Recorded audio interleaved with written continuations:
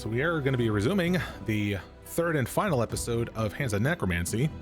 So as I go ahead and start off this here segment, I do want to mention that in one of my parts for on the VOD channel, I actually got one of the developers to leave a comment. Actually, I don't know his exact name, but he left a comment about like some of my some of the little things that I had I guess concerns, or like something about manuals or something like that. But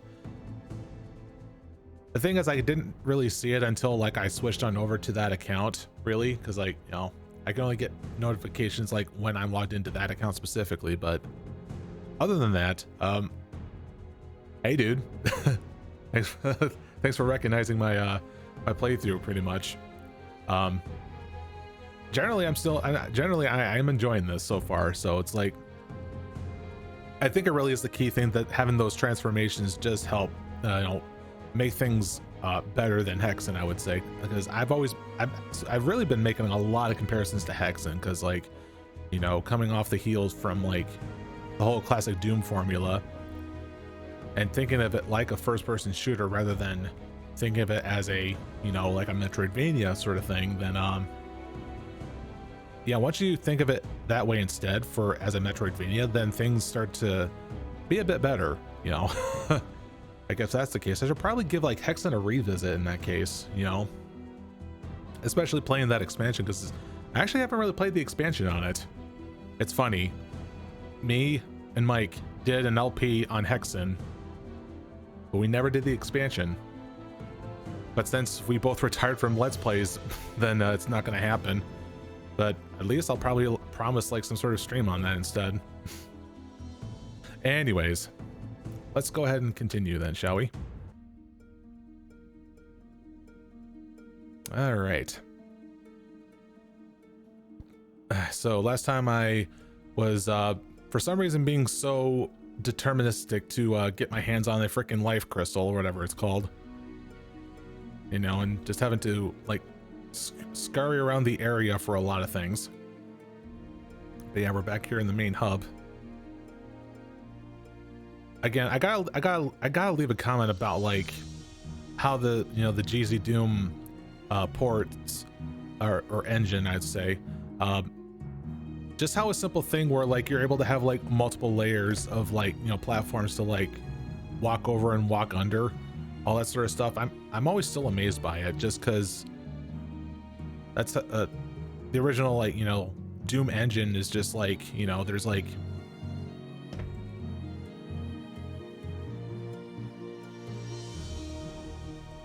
end of sentence. That's basically the opposite of what I just said. You couldn't really like walk under platforms or something like that, you know. So I guess because of that, there's really is like no like easy level design because of that limitation. But now that Jesus Doom like breaks it, then it's like, hey, go nuts. And I've made this comment before, but I've yet to see non-Euclidean things. Because I want to see that, because I like it when like, you know, map makers take full advantage of like features that is like not capable before, and just like makes you go like, what the fuck. Anyways, our objectives: become a hellburner in the volcano to find the skull key located at the Temple of Iron. Oh wait, no wait, that's the completed objective. I already did that. All right, so I guess we'll instead locate a new level to explore, which will probably be, I don't know, like the ones that are up above, maybe.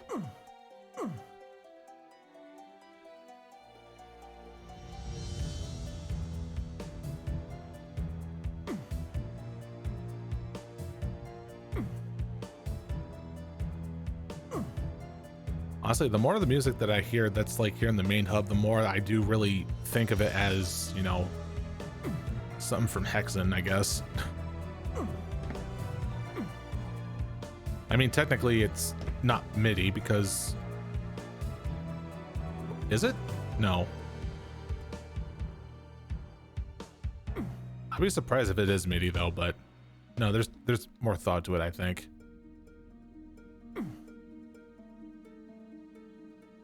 Dun, dun, dun, dun, dun. Okay, that one is, oh, Temple of Iron.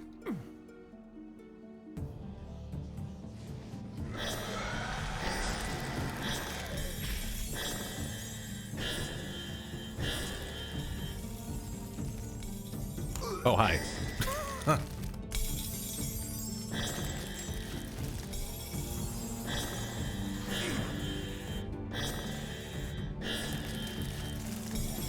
Hey, monster closet. You are a monster closet.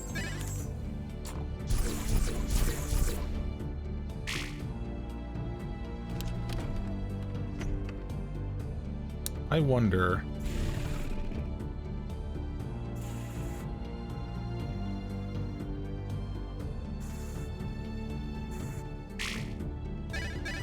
Yeah, straightforward.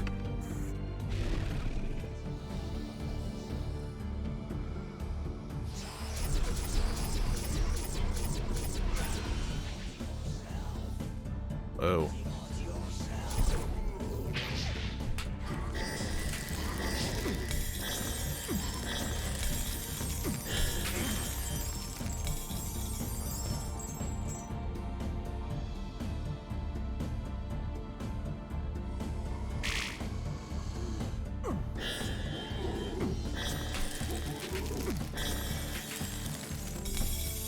I don't know why I had a weird thought that like I'd probably make the AoE a lot more effective if I was like shooting them from like downwards.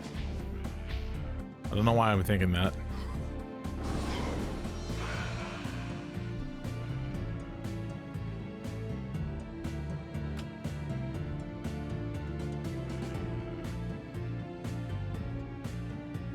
Surely there's got to be a switch to like halt them.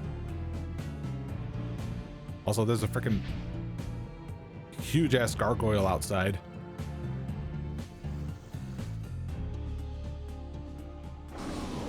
Okay, you can't go through the freaking bars. Oh, yo, yo.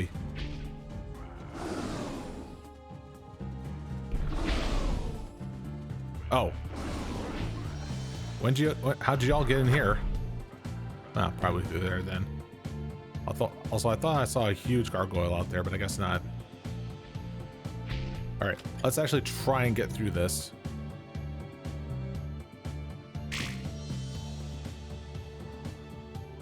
Okay, that's all fine then.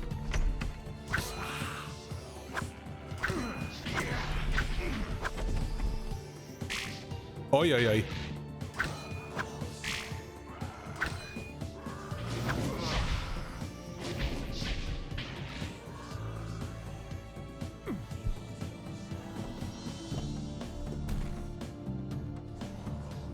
That probably did next to nothing.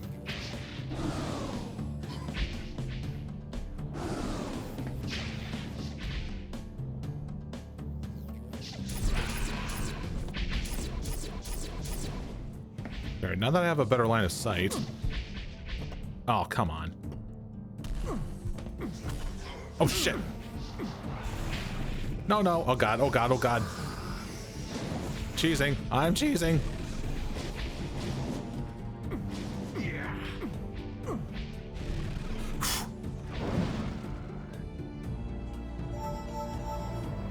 Wow. Thank you, jumping tactics.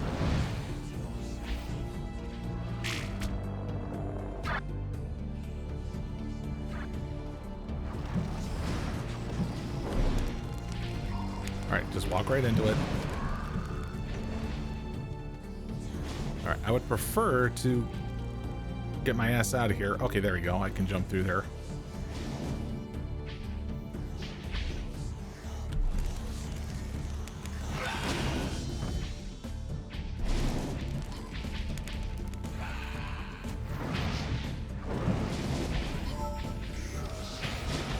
Wrong button.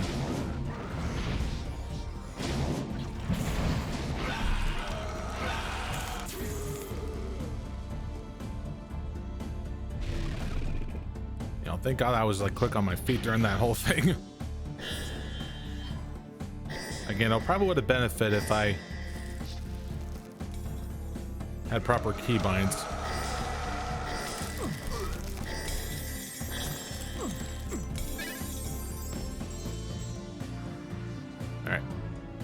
back to Snick.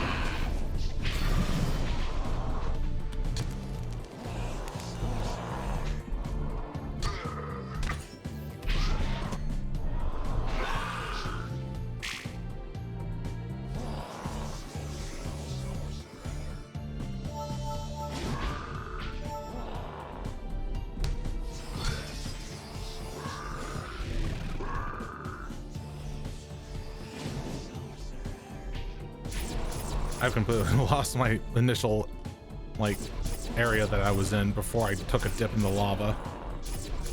So now I'm just panicking everywhere, which is the last thing that you would want.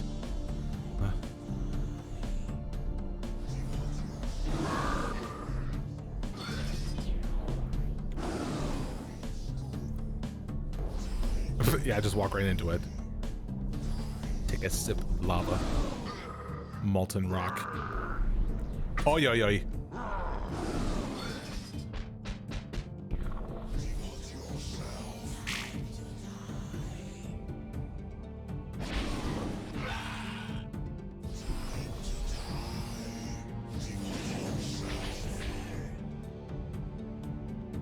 That dude had jumps. I blame Tornado for that.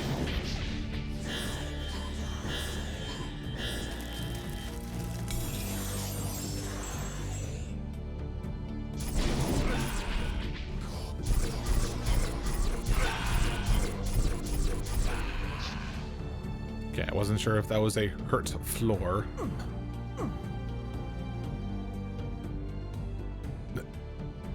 Another time, it's apparently time to die. Time to die. Die. Time to die.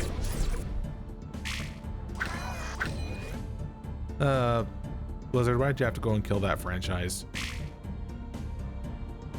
And on that matter, why'd you have to go and kill yourself?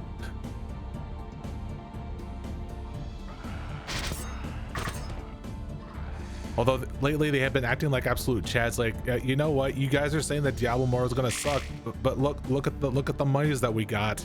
Yeah, that means that we're good, right?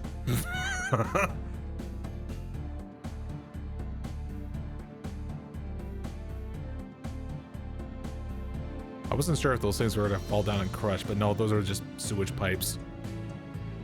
Which in that case, I just walked through poo.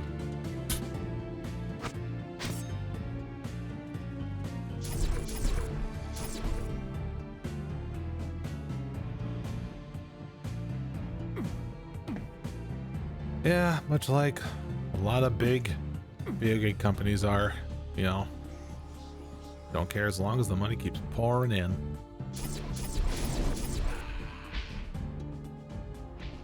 Sad face. Gamers, quote unquote.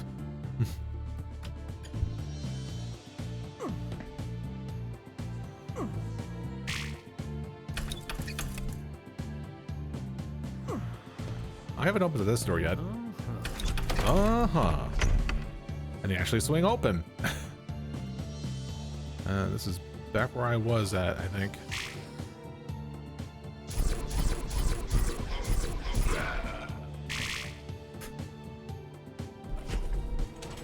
When those guys get hit, they just like put up their arms up, like, no, don't hit me. Oh God.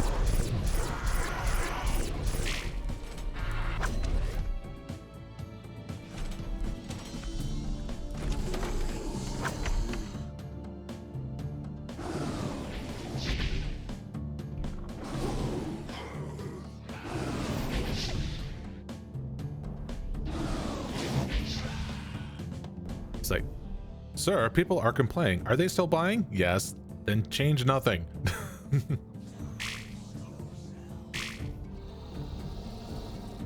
Oh, hey there. You come out of said ground. Actually, no, you started off as like a melted ice pile and then you just reassembled.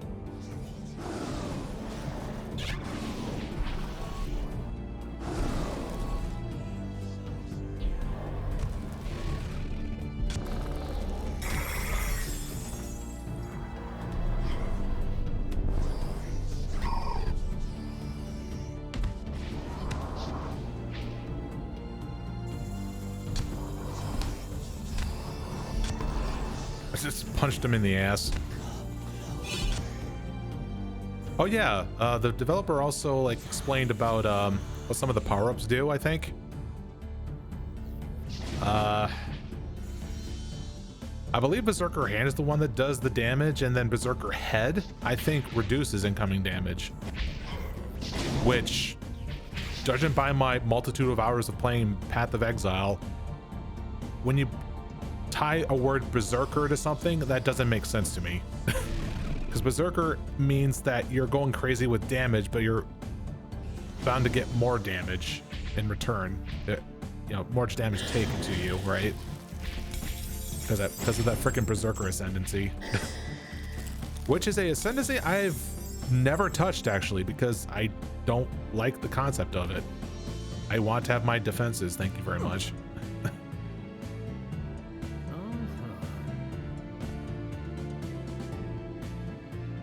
God, it's funny as of late, because like freaking, you know, VTuber, back when we did that Risk of Rain 2 thing going on, where I think like Random got this one ability where he basically is able to like insta kill enemies on low life, and I basically said, so you got Calling Strike. So that's pretty good.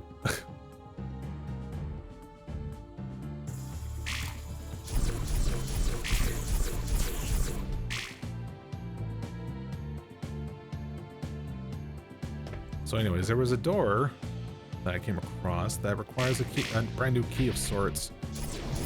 Also, this is where I'm at. We're back at now. I was trying to grenade those meteor mages.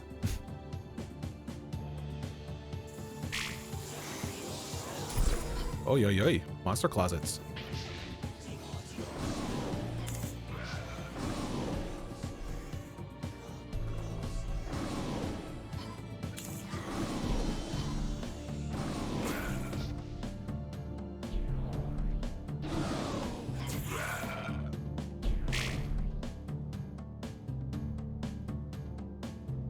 Guess they wanted me to like melee in here because I see those drops here. Anyways,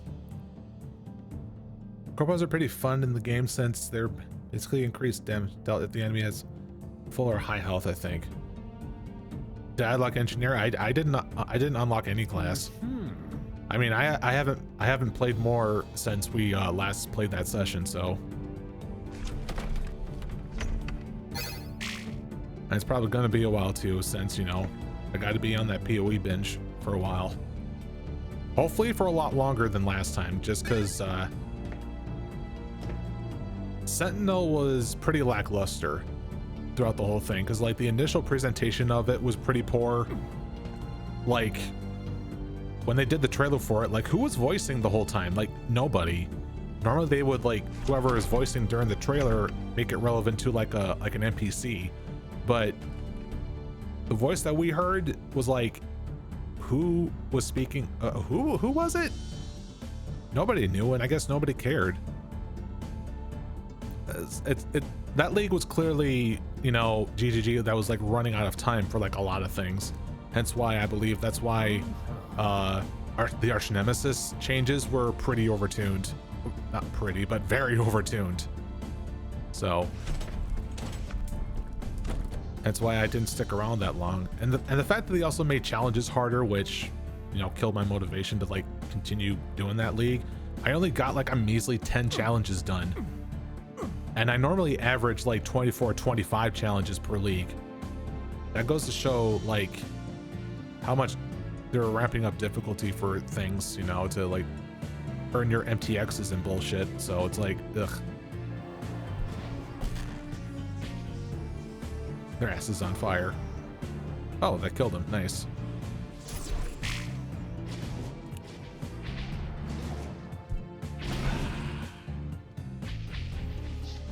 All right. So anyway, I can already tell that Lake of Calandra is going to be a lot more interesting just because it's merging the ideas of synthesis and like incursion with this Lake mechanic. Just, you know, build your own rooms essentially, and then try to get potentially extremely buffed rings and amulets out of it. I think they clarified you can only do it with like regular rares and not like influence bullshit. Oh god.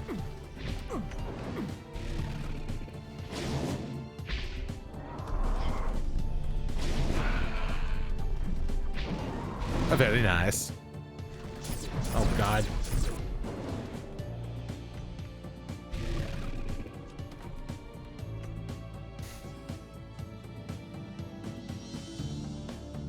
I got no comment on that. I guess this is a way of saying like, this is Hands of Necromancy, not PoE Wix. Focus your attention. Bruh, I can't help it.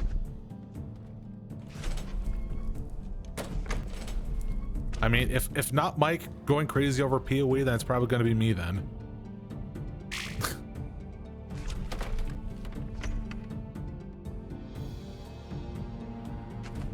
Alright, so there's still a fair bit to explore. Alright, so I see a dragon key right up there.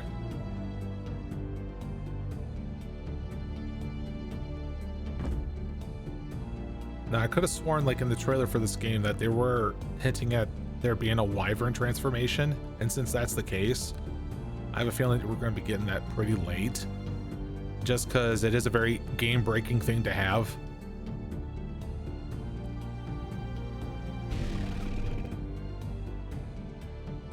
And that kind of sucks, to be honest, not in terms of, like, well, because, like, this happened with Metroid Dread, actually, with the last thing that you get in that game for a power-up is the power bomb.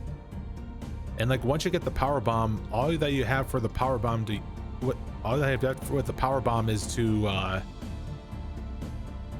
you only use it for like a couple of things in terms of progression, I think, and then the rest is just getting more of the same stuff, more capacity for it, and it's like the dreadlocks, what the fuck.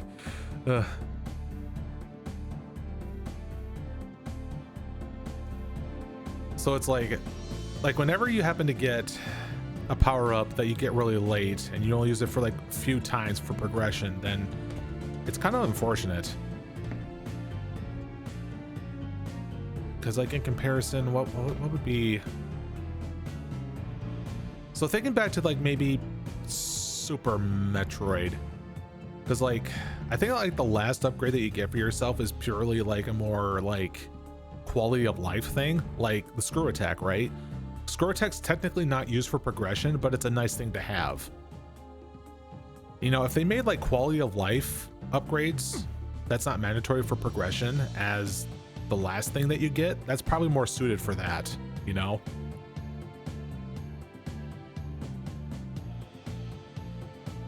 That's my opinion. But when you have a mandatory thing that's the very last thing, that kind of like lessens it a bit.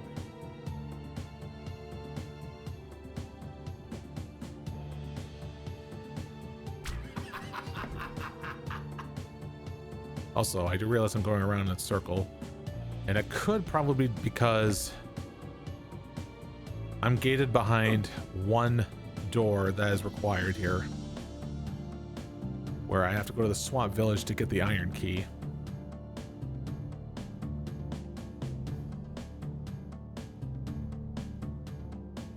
And now that I got the fire key, I can go to the abandoned castle. Maybe that's what's needed here. All right, let's go over to the other places then.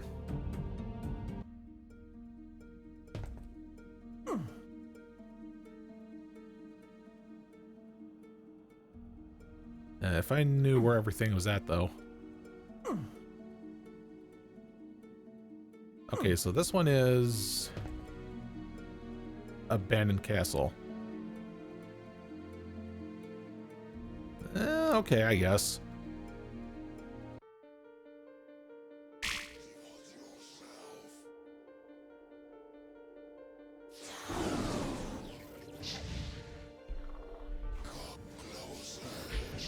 Come closer.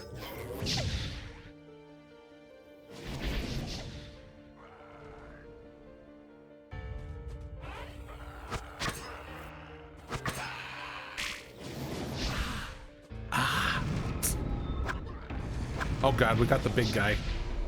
Oh god. It's the frickin' wyvern. Was not expecting that. Also, did that water hurt? No, I probably got hit by something else.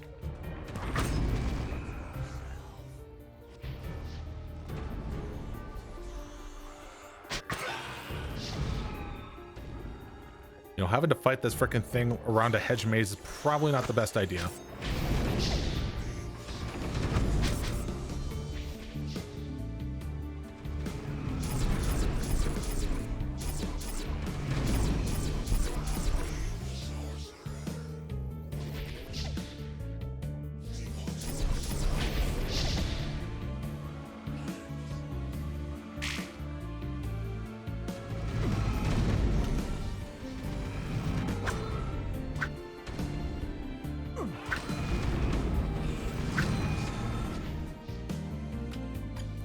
Let's try and focus on you now.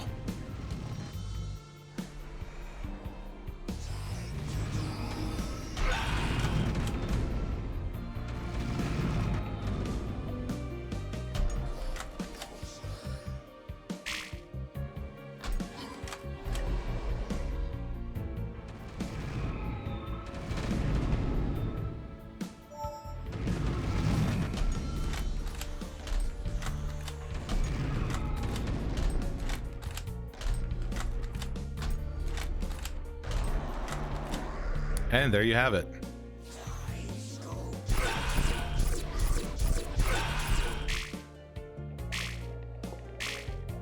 Oh, that's why I was taking damage. I forgot fish still exists.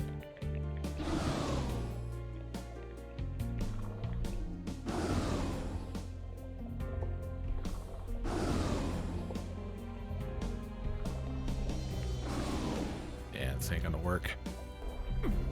Have I shared with you all that I like really hate seafood?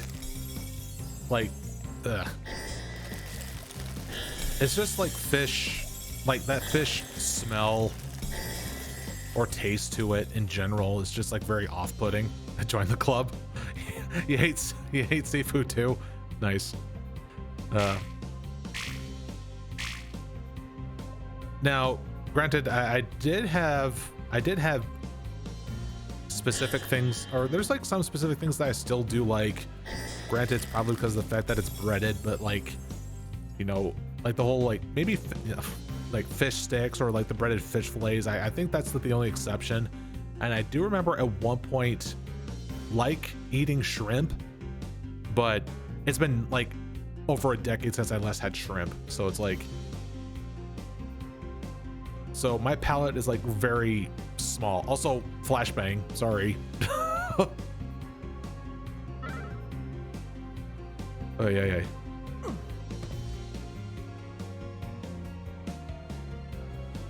There's a town called Sandwich in Massachusetts.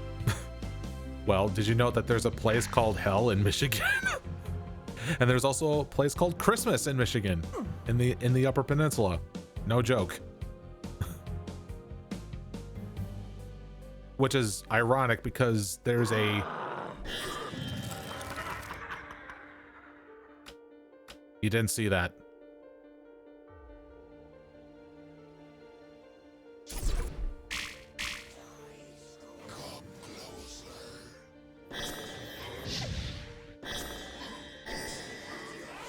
You know, I was willing to put up with it last time just because it happened that one time and I didn't know, well, I kind of knew about the whole reflect thing, but like, I went around the corner, hit a shot, and it just one-shot me.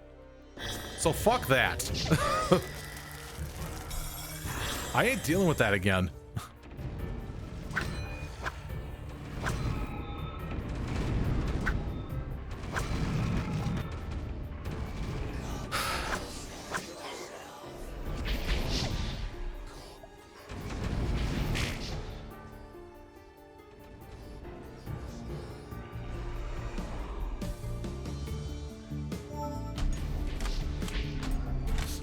Oh God.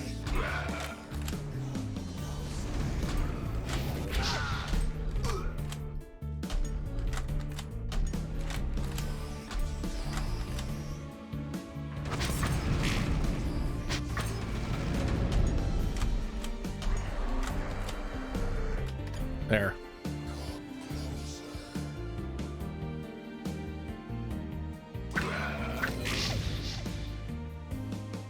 That was kind of close there. He almost got, I got meteored, almost meteored to that.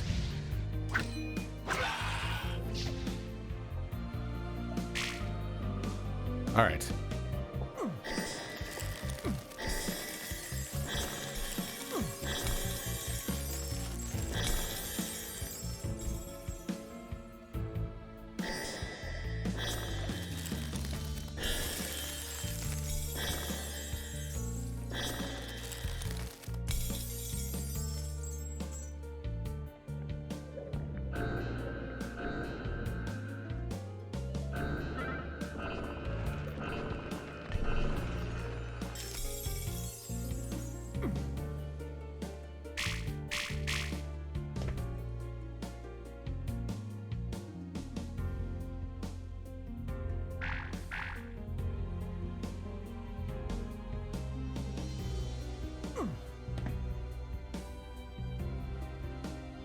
All right, I'm gonna go ahead and round the corner and actually shoot up close to it, right in his face again, because I want to see the numbers just drop. Okay, I was just curious. That's so messed up. All right, now I'm curious though, like, can it block scythe attacks?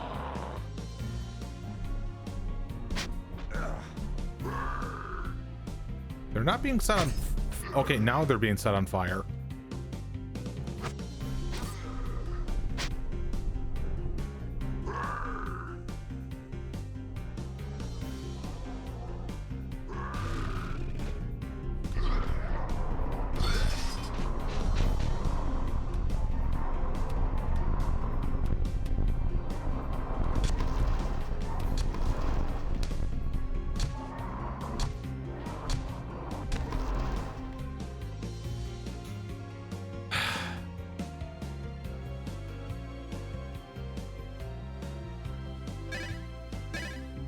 You've got the high ground.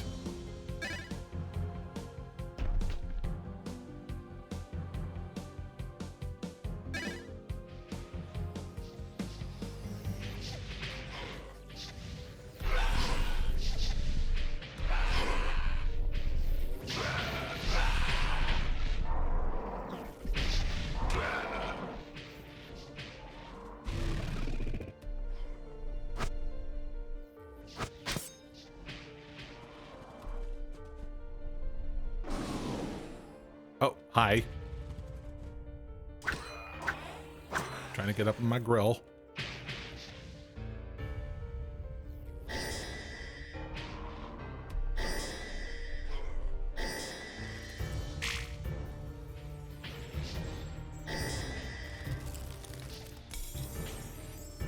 Rock types cannot resist rock type moves.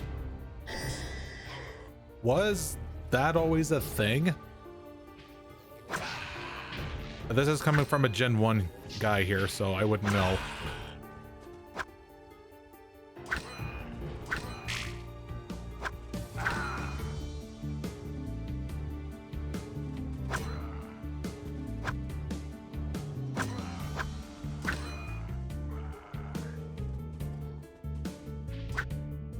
Okay, because like that's weird. Because like you would think like the type that you have inherently, you would be resistant to said type, but no, apparently rock doesn't. What the fuck?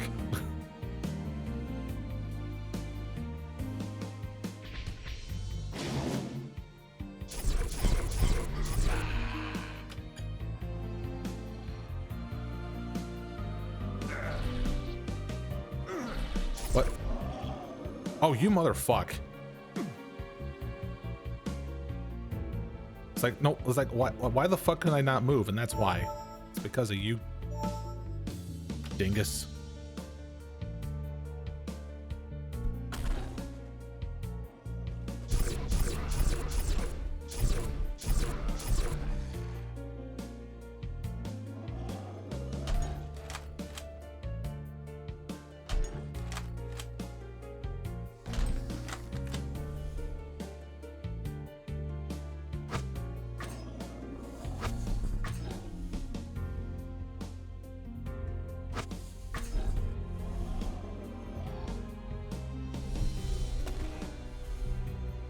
Nice. Look at him slide. But you can smash rocks with rocks. True, I mean, that is what my golem summon transformation can do.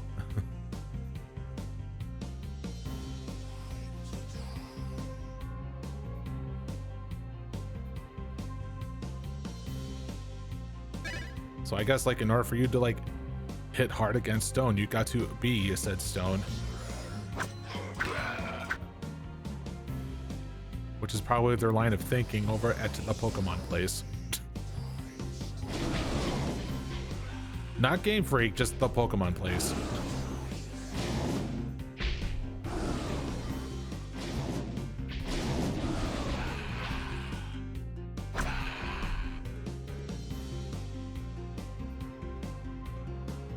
You know, since on the topic of Pokemon, I find it quite weird for myself that I just somehow just lost interest into it after, like, right at the beginning of Gen 2, because, like, if we're talking about, like, yeah, in terms of, like, game releases, it's like, because how much I've extensively played Pokemon was that I did own Red, Blue, and Yellow, and I filled the decks completely.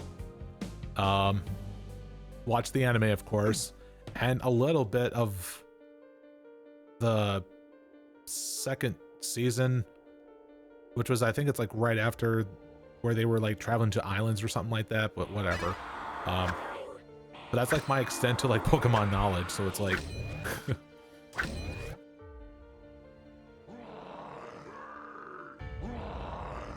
no, not you again. Asshole.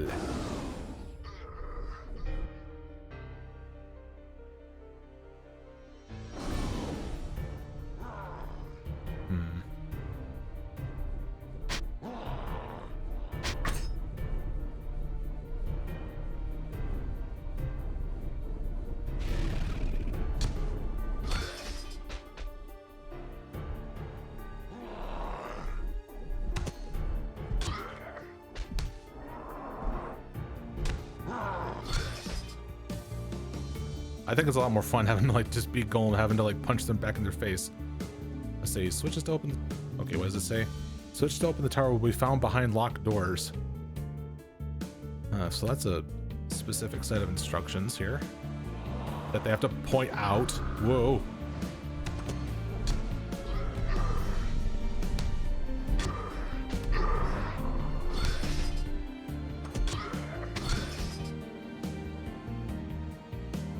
Oh yeah, if I haven't mentioned this before, actually being the Golem does provide you with inherent damage resistance. I think by 30%. Was it 30%? I think so. That's actually pretty cool. I think a lot of like what a transformation can fully, what you can fully understand is like right in the manual, which who reads manuals these days? Look, like I'm an old generation type of guy that reads manuals on paperback, okay?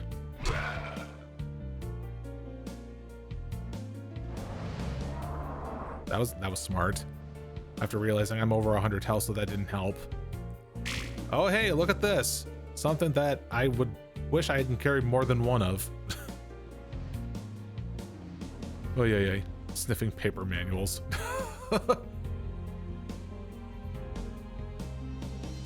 Yes. I think I may have actually seen Probably like a brief video from somebody saying that, like, yeah, physical media actually is dying out, and it's like that makes me sad.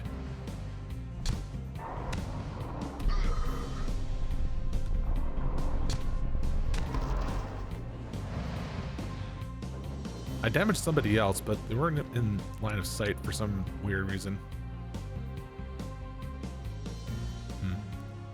Wasn't that?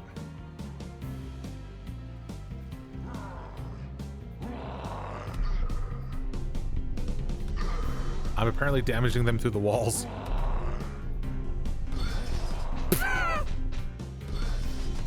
That's stupid. But I approve.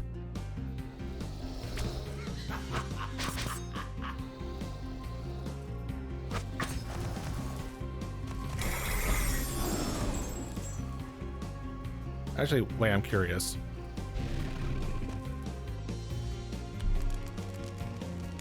They're technically ice golems, so they should, like, you know, more vulnerable to fire.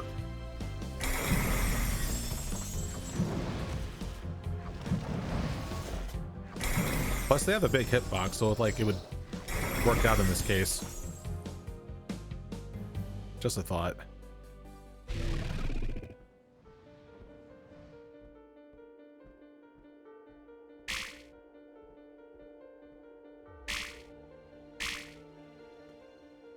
Huh.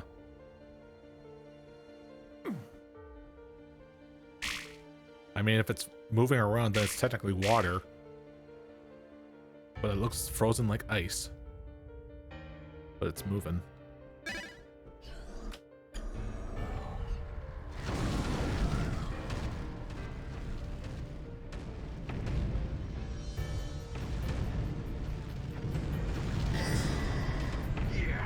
Yeah.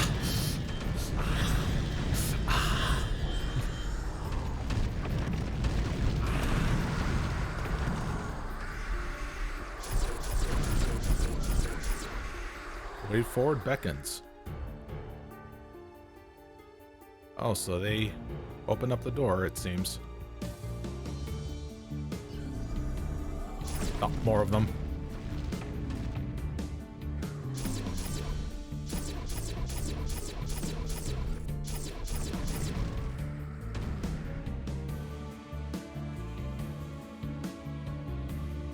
It's difficult to control physical media like books and such.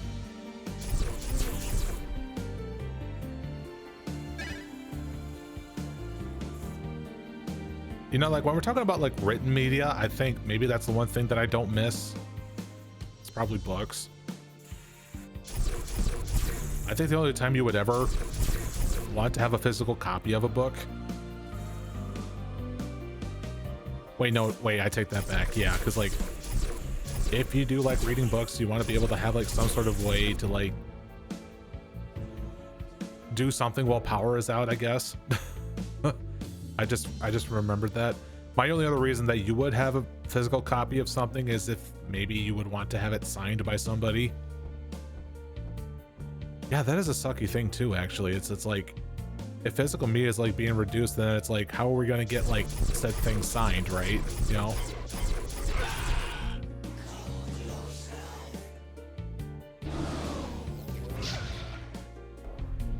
The toilet paper. Oh yeah, yeah.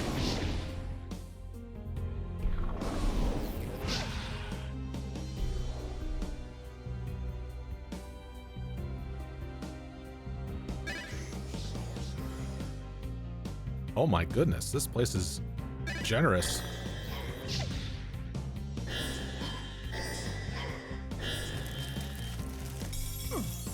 You know, I like how that in my previous scenario, getting one shot by frickin' Ring of Ice. But compared to other enemies, they clearly have like a lot of HP, or that, or maybe they function differently against enemies. I don't know. Ooh, I see an opening up there. I think it's meant to open at some point, maybe. Piss in a jar.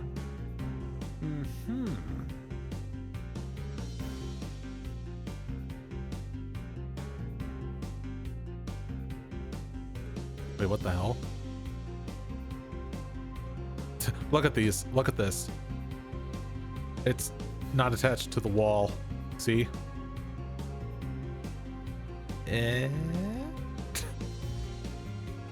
Well, I guess same thing goes for that.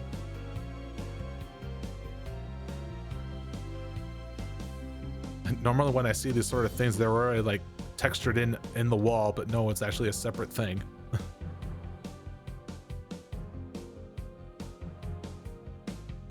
It's carbonated piss, aka American beer. Well, actually no, carbonated alcohol is like, I heard was like fucking ass. I think I remember some sort of anecdote from Joel. Maybe it was even like during his trip to Japan. He found carbonated whiskey. And it's like, well, what the fuck? Just like me right now getting ambushed.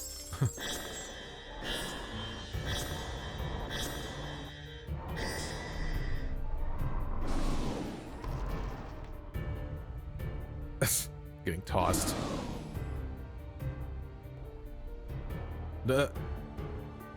He saw the torch. Oh.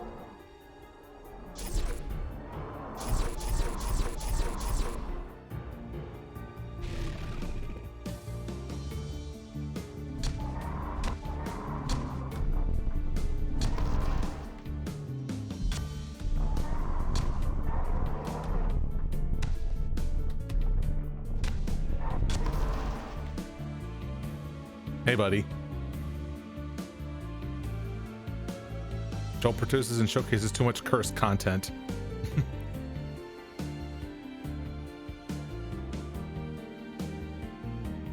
Honestly, like his recent stream that he did on like Dolly, and it's like it convinced me to get hit in the face by a star. No, I mean, like,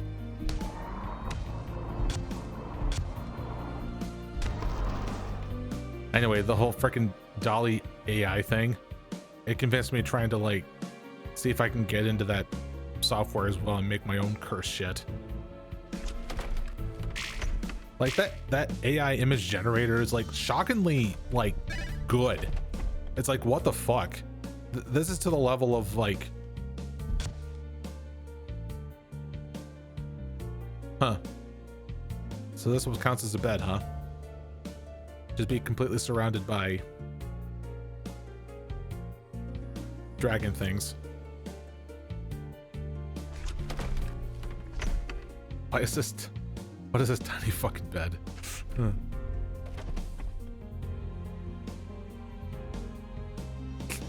I like this. I like this thing. Hang on, just so I can understand understand the tininess of this, we must go as serpent. Let's go.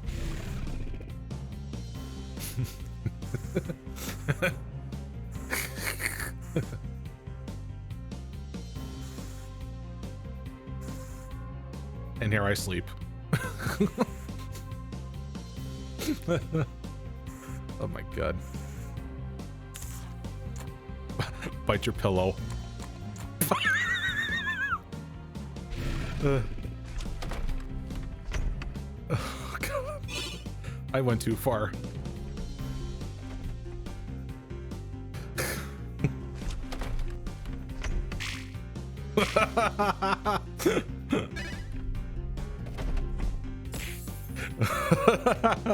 I deserved that.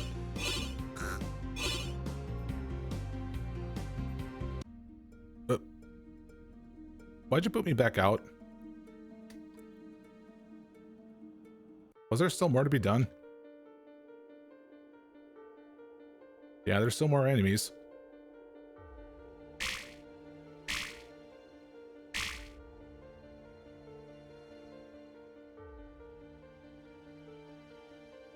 Anyways,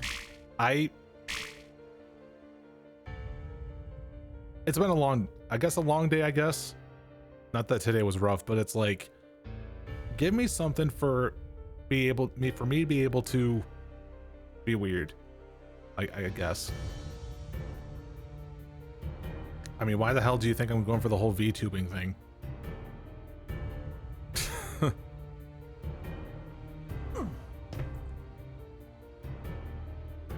Like, do you really want me to go back to like my disembodied voice? You know?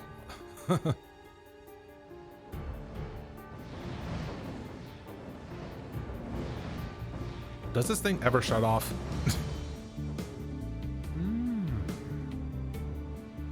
All right, now it prompts me with the whole dragon key thing. Oh, hello. So there is more.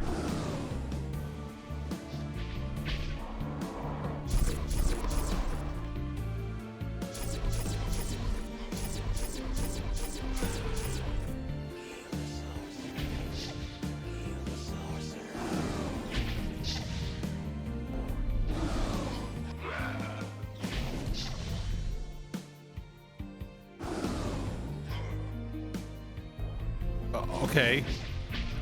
I must go, my planet needs me, says the tornado.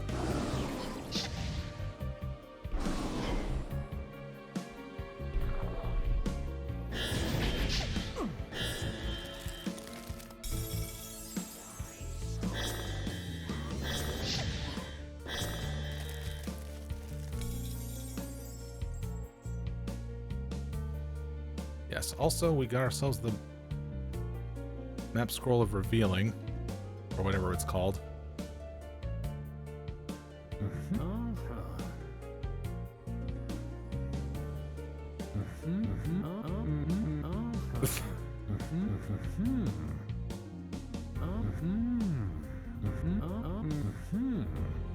Come on, when you're in a place that's like full of bugs here, you can't feel tempted but having to like try to find the one that opens up a wall, you know? Pull the book and suddenly a thing opens. But to no avail.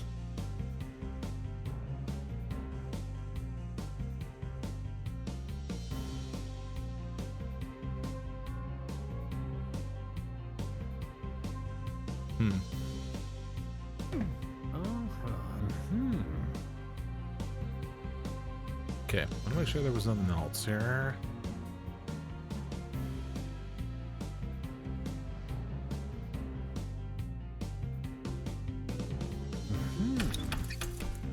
Need to find one more switch, which is probably gated behind the door with the dragon key that's needed. That's what I'm thinking. Oof.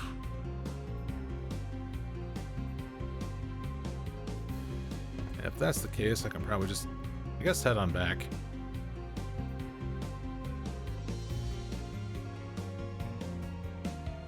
Except, okay, I am backtracking.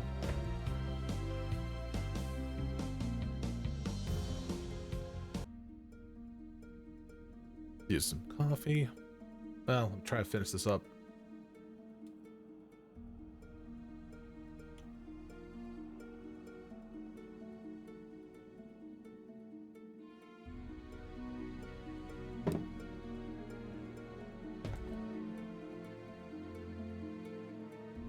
Alright, so I know the two levels are up here, that being... Was it? That's Abandoned Castle, and the other place was... Temple of Iron? I think. But wasn't I just there, though?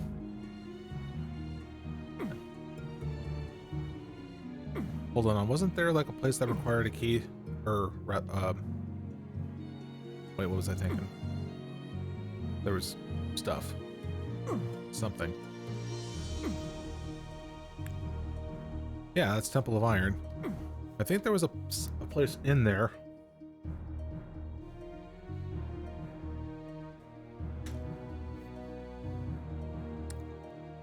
Alright, so I need to bring the iron key to the Temple of Iron to find the dragon key, but first I need... Okay, so maybe the next place I need to go is the Swamp Village. So let's see if I can find that. And whatever that level it is that requires me to go across that chasm, then that's something I can't do. Okay, this is Swamp Village. Okay, here we go.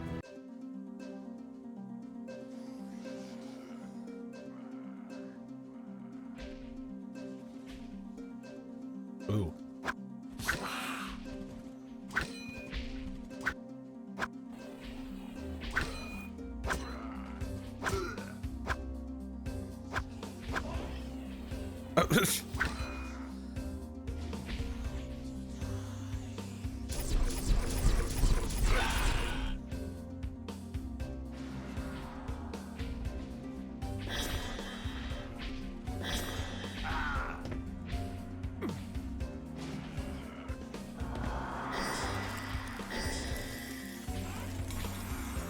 Ooh. Swampy mists.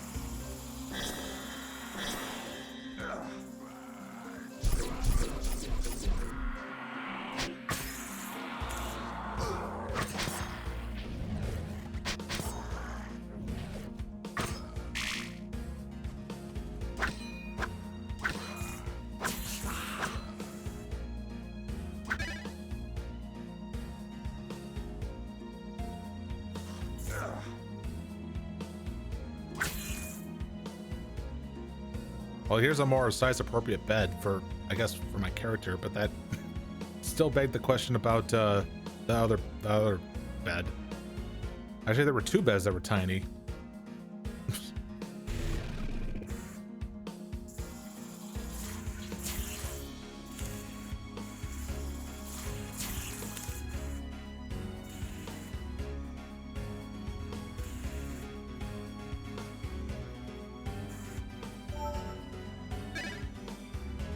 So it's a cap of 15. Probably something I forgot about. Stack limit on some things, I guess.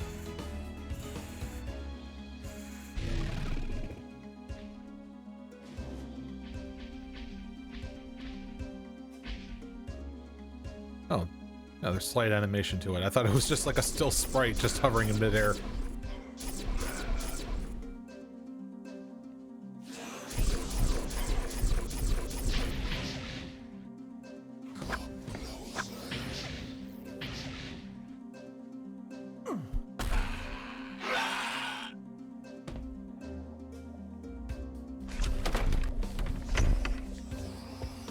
Still love it that there's like actual swinging doors. Oh god. Yeah. Time to punch this bastard for almost killing me again. By doing nothing. Like how Luigi just like wins by doing nothing.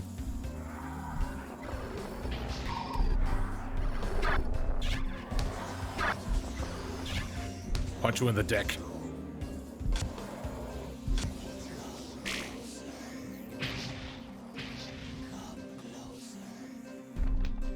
Cues the song Old Days by Chicago.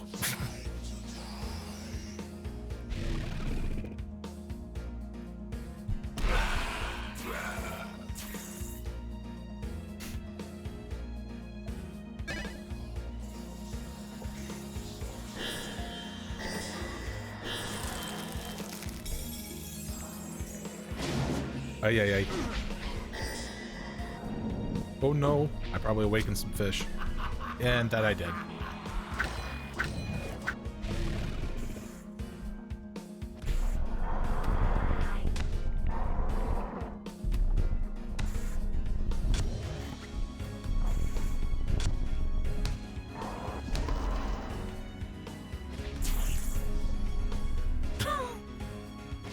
Looked like I appropriately stomped on that serpent.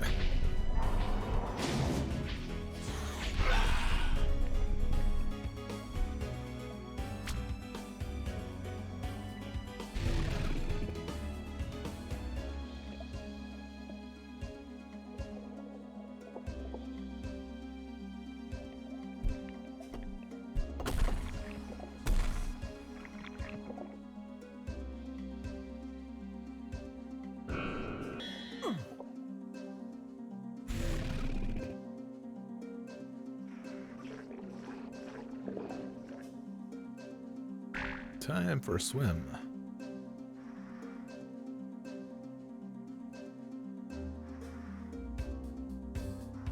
So I was having a little bit of debate with myself before starting the stream, thinking about whether or not I was to like categorize this game appropriately as Hands of Necromancy or having to put this in the retro category, just because, well, aesthetically it's retro, but technically in terms of like when this game was released, it's not. So it kind of falls in a bit of a gray area with that one. Would you consider this to be fitting for retro category or no? I ultimately went for its appropriate category, I guess, because I went for the latter reasoning, I guess. Plus, I decided to, hopefully in some weird way, that I made utilize of the new tag system that Twitch has going on, by the way. They've completely dropped set tags that you can put in, and now you can actually do customized tags, which is something that this site really needed, because like there's, you know, some specific things that you do in games that, you know, require a little bit more specification, you know. Maybe some players want to see, like, I mean, okay, so there are speed runs. Okay, well, I was thinking of like already tags that existed, but there's probably something more specific. I don't know what's a good example. One thing I can think of is playing Path of Exile, like trying to show like in the tags, like you're playing an Inquisitor build. If you're playing in hardcore, oh well, there's already a hardcore tag. What am I talking about? Or you can put in the tags, you know, solo self-found hardcore or some other thing like that. Or specify that you're doing delve content. You can put in delve, you know, a lot of those little things. And you can put up to 10 tags. So it's like, that's pretty cool. So I imagine that this will help out. In the grand scope of things, probably like a little bit, but probably not greatly. I don't know. I think if Twitch was to make it more apparent to viewers, saying like, hey, there's a tag system, if you want to find specific content, you better use it, you know. But I don't know if they're like really pushing that functionality to anybody, because I think it just like happened all of a sudden, because like it's like, I don't know if anyone like subscribes to like a Twitch newsletter or some shit like that, but take what you can get, I say. I mean, that's what I did. I decided to put in a cat tag because I am one. I mean, I've already seen people use the tags like as a very meme way. Like I've seen Giga Chad and Bussy. I mean, I'm not kidding. Like I did see it. It's like people are going to that length now, which really begs the question, like, aren't there like certain well, no, they probably thought ahead. Like there's probably certain tags that people just can't get away with, but like I literally saw, you know, Bussy just sitting there in one stream that I saw, and it's like, okay, how soon is that gonna get banned? Like like that can't last long, I'm pretty sure.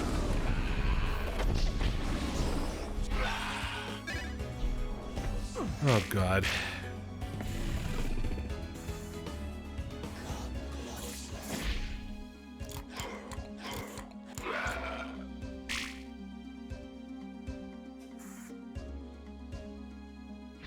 Anyways, we still have yet to find that iron key as I try to change topics.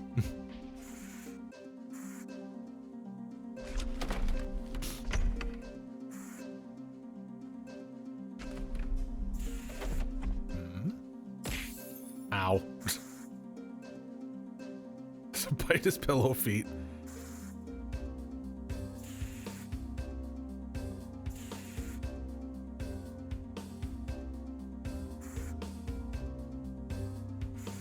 This is a very serpent-centric level here.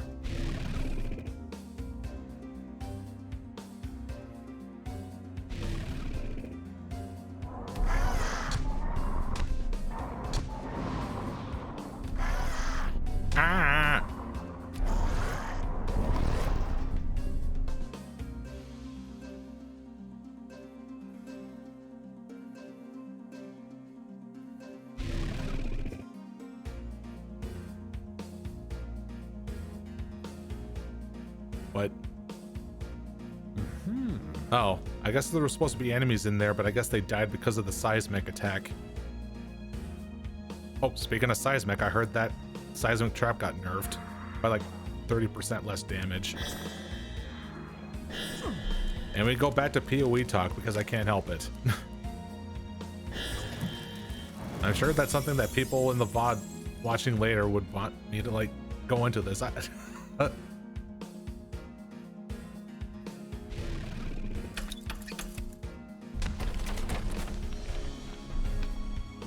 what does that say? 2 more locks to access the iron key. Well, hopefully the ways of getting the rest is not difficult. No. I don't know if there was like anything else restricting it, so. It's also a fairly sizable map here too. Monster count wise.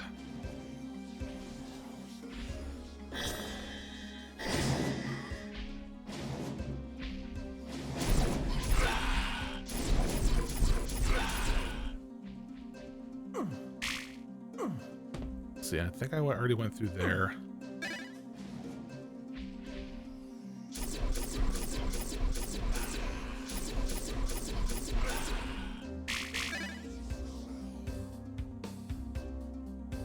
You know, since I'm being like so enthusiastic with PoE as of late, I should probably like get around to like making a video on it or something. I mean, I got like plenty of time next week to do that, but it's like, am I gonna spend that on having to do a video or having to like actually league start test a build?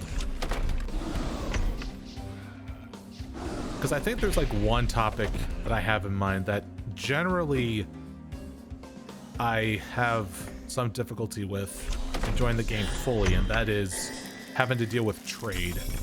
Because trading just generally sucks. Because like we've reached the point in like, oh god.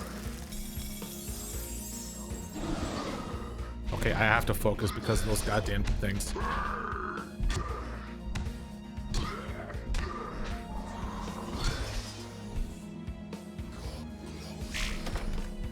Okay, I don't think there's any more. All right, so like, yeah, trading sucks because having to like go to like frickin' people's hideouts, having to do the trade is very cumbersome.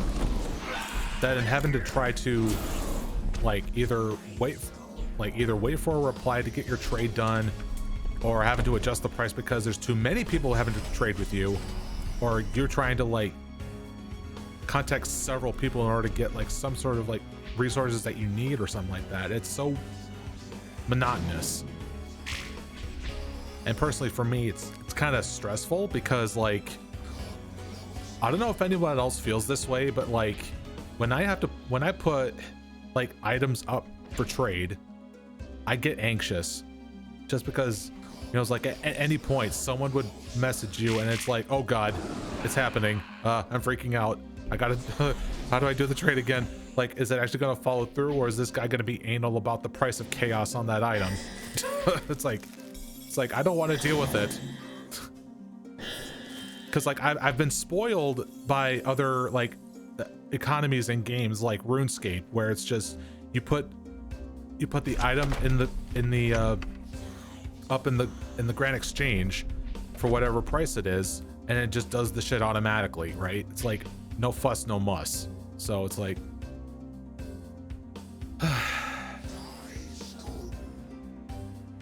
and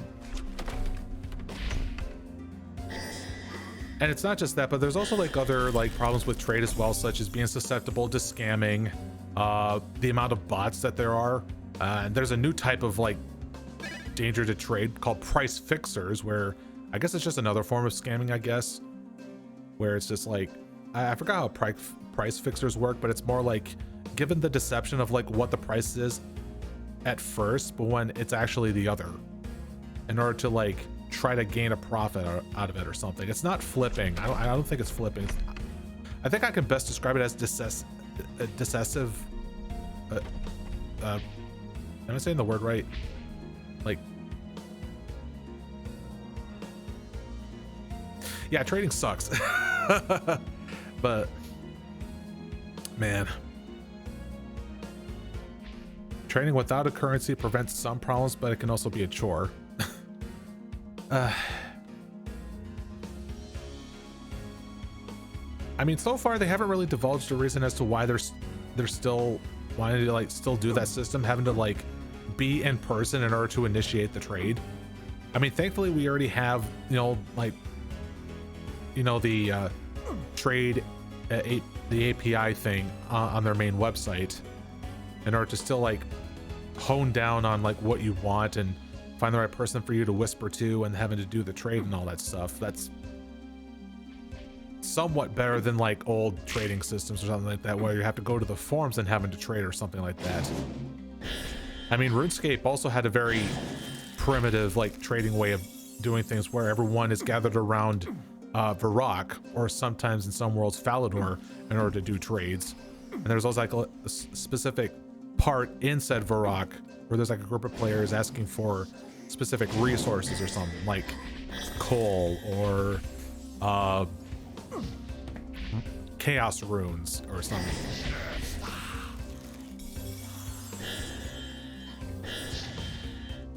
So the thing with trade that I feel that should be in a better spot right now is that there's this excellent video by Subtractum that covers this whole thing about trade and what he proposed would be a good solution. And essentially what it is that when,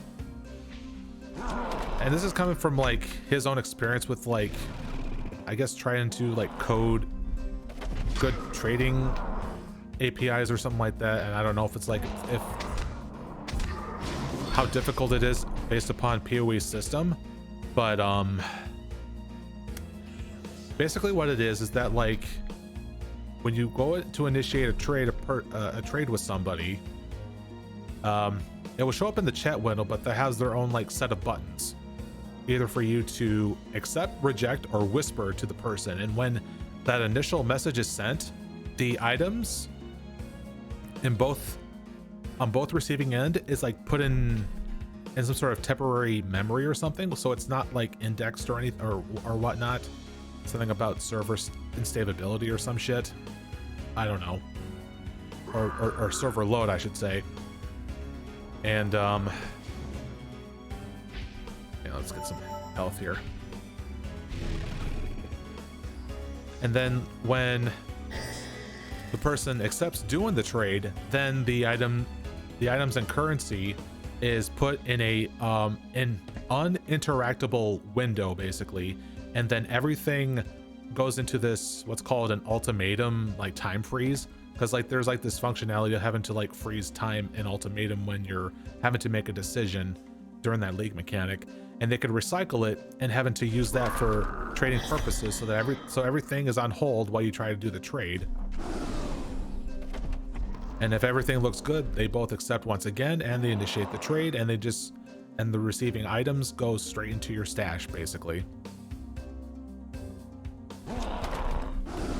So the nice thing about that is that like there's no need having to leave the map in order to do the trade, especially if you're doing content where you're far away from having to like get back to your hideout or something, like if you're doing heist, or if you're in the middle of a very tough boss, you know, or like you're in the middle of delve, you know. Okay, again, things that, so the sad thing is that like you have to like put up items that you want to trade that you're okay enough to leave the map for. Like, I'm only ever going to leave the map if an item is priced at 50 chaos. That's worth selling to.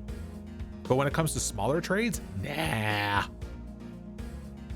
Because like having to like trade smaller items or like for fewer currencies, you know, it's like a waste of time because of that. Because of the fact that you have to go to someone else's hideout or vice versa in order to do the whole thing. So it's like, and also with what he proposed in his system where like they automatically pull the correct amount of currency or the item into the official trade window that you cannot interact with, that basically removes scamming straight up. Because like it's like you can't cheat your way out of it. It's like like they have to like take the verified item that's listed on the site, and it does the automatic system to pull the correct item, and not the false item or the incorrect amount of currency. They do exactly just that, you know. Now, when you have something that's very automatic and more quicker like that, sure, that's going to like make a problem for, you know, bots having to use it a lot more often, right? I think. So, again, it's not a perfect system, but it definitely helps removing like scammers and shit, you know. Anyway, I've ranted on long enough. RuneScape didn't have a catchless system though, did it? No, they had GP though. Yeah, they had gold pieces. It's always been there since the beginning.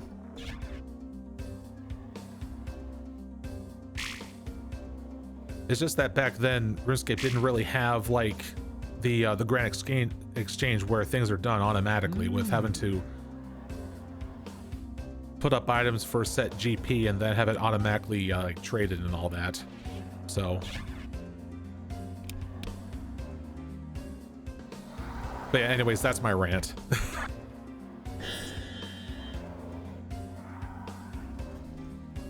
It's a lot of the reasons why that I can't really progress as far in PoE is because that trade is just so stressful to me right now, and like time consuming.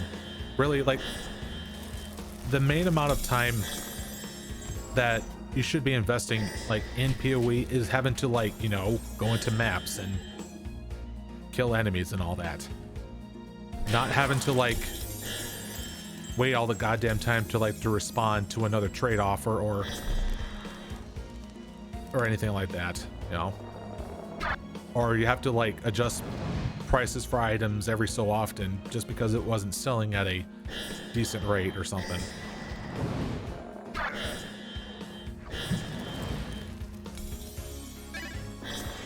And also the other fact is that not a lot of people can play the game 24/7 like a lot of content creators are portraying themselves as, right? Because like I work 40 hours a week, and I'm pretty sure that anyone else that's playing PoE passionately as I am are probably in the same boat. Because of course, like if you're playing so much PoE, chances are you have a job as well, thus having to pay MTX for it, right? So it's like, I don't know why I made that connection, but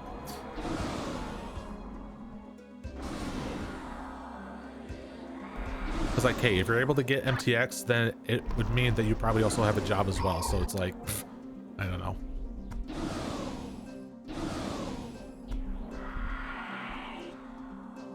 Who wants to spend time trading though? Well, see, I know that you're laughing about it, but that's the point. It's like they want to be able to, you know, spend more time doing the main content, right? Especially if they're taking a look at like new League content like Lake of Calandra. So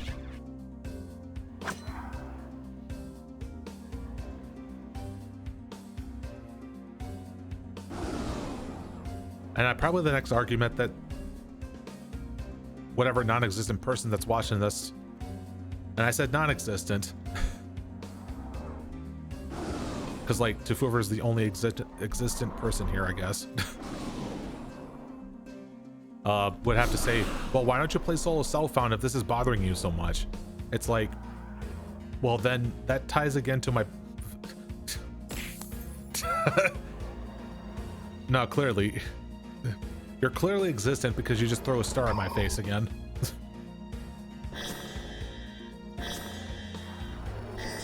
I mean, someone's got to make use of that stardust,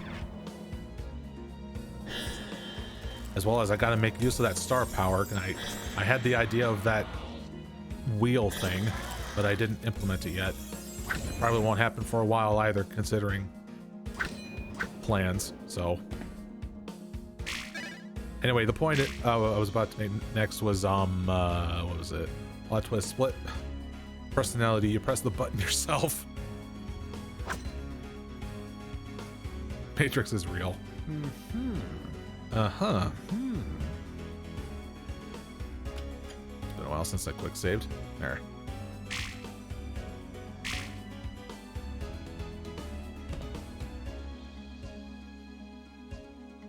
Anyways, where was I? Oh yeah, the amount of time that you can put into a game. So it's like, you know, if you have a full-time job like I am, you don't really have like, at most you probably like spend like 3-4 hours playing PoE a day or something, if you're that passionate. So because of that, like you need to be able to spend all that time that you can doing the content. And a reasonable way having to speed things up is be able to trade with other players. So the argument of like, well, play solo cell phone, well then, well, that's going to make enjoying the content just that more slower, you know?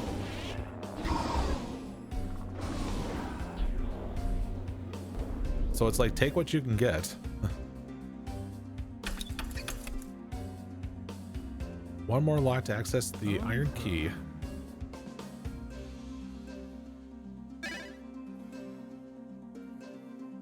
So yeah, those are my thoughts, you know.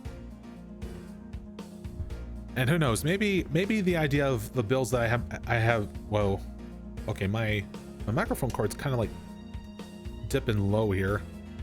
I need to adjust the length of this here. I need to put more like Velcro straps on this thing so it doesn't do that anymore.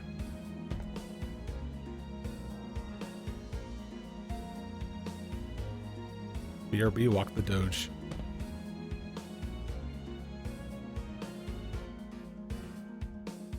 Figure the only reason play PoE is because it's free, that and getting new onto semi regularly. Yeah.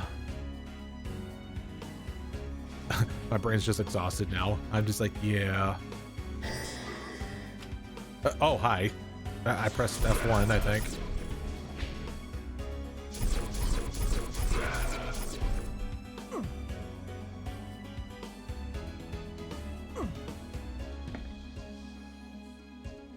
Let's see, well, there's the iron key that's just resting on top of that there. And this looks like a spot that I have not looked into yet. Right here behind.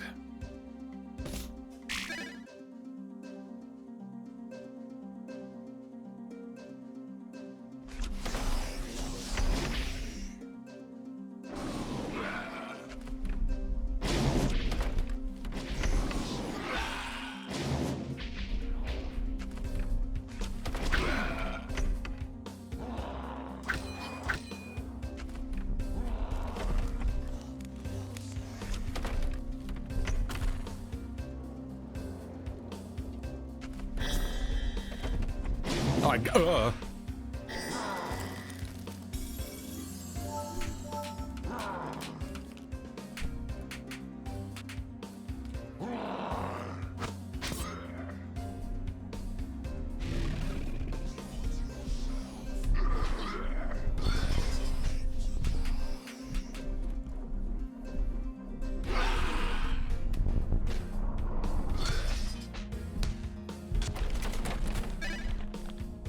that's apparently a secret.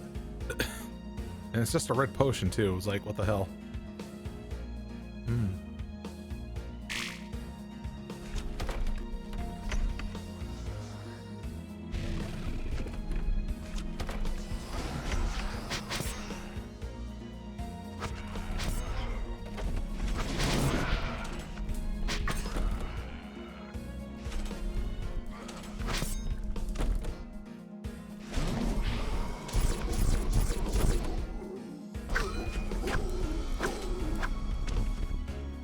Now it's getting spoopy down here.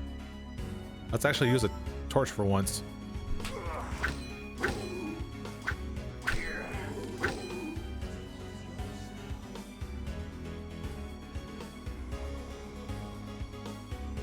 Oh yeah, it also does the thing where it kind of subtly flickers the light with the torch.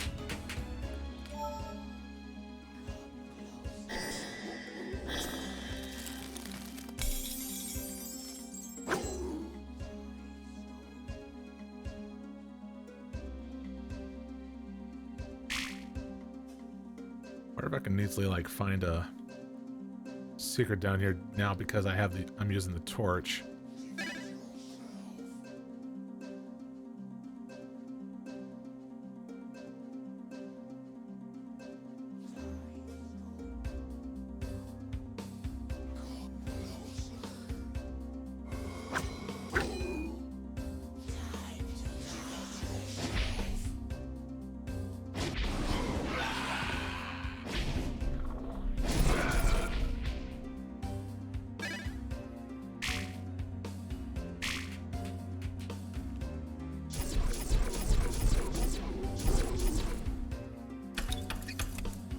that is the last one.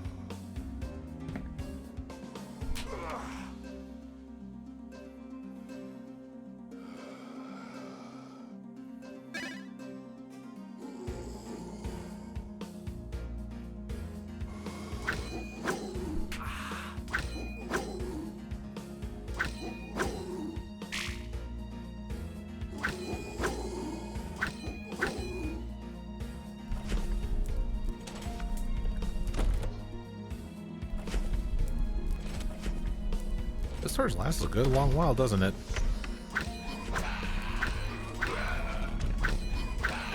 Were they not expecting me to be here? Huh?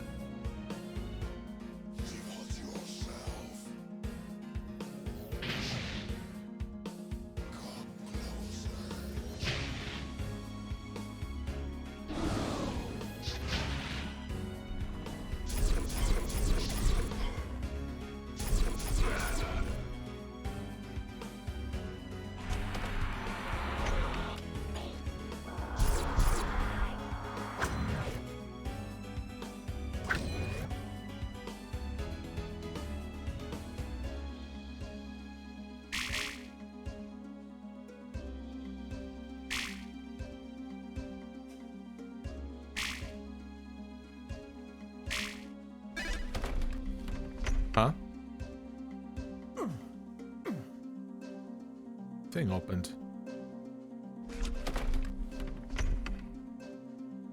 Hey, I found the back door.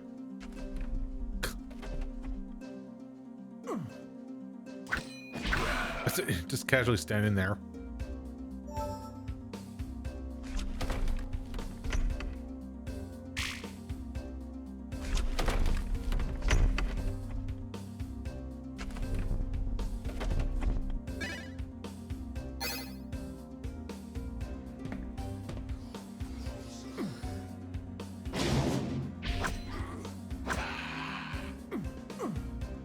I wonder, is there any more stragglers around here? Hold on, there's like this one spot here to the north? Ooh. Ooh. That's to another key, and I have a feeling that is for when I get the Wyvern ability, perhaps. Let's see, will the game tell me dialogue when I try to get close or something? I don't know if you can actually like climb the other way by those ledges on the side there. That does look like I'm gonna have to get that Wyvern ability. But anyways, I now have the iron key.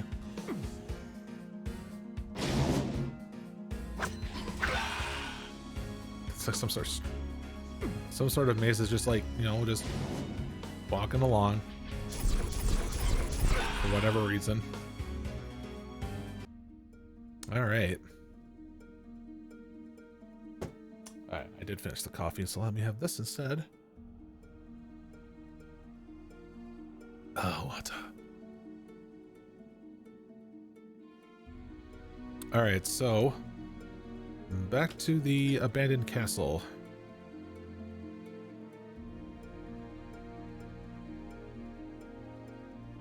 Alright. So where was the ways to it again? Now let's take this way up again.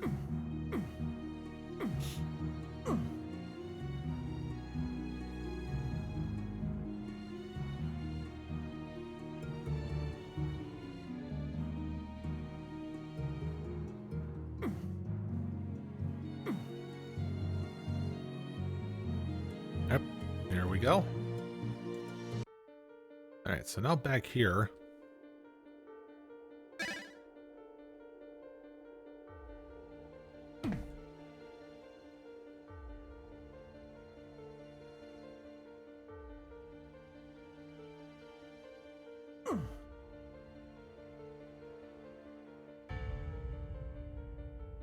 Alright, so I have a good feeling that, I guess, yeah, somewhere here in the center room.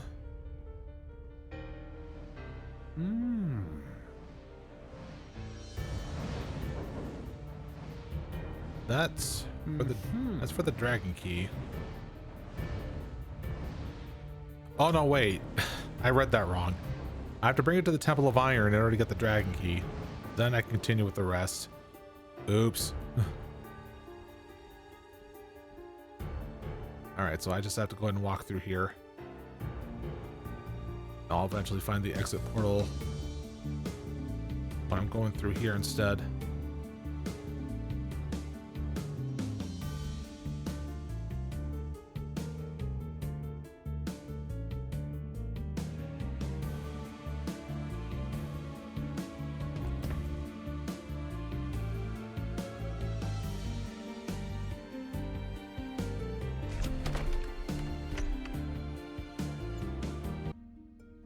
Okay, back out again.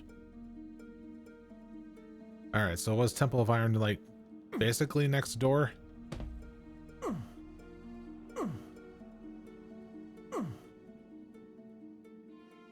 Yes.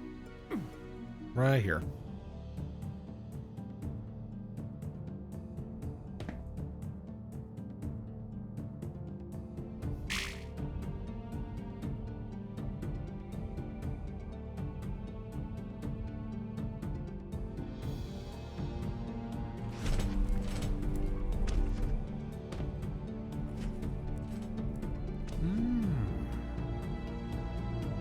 There's something over there.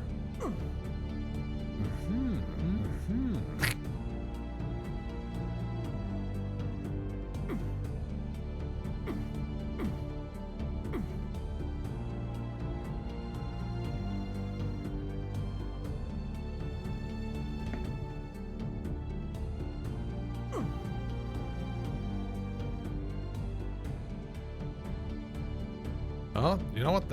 That's right over there, pretty much.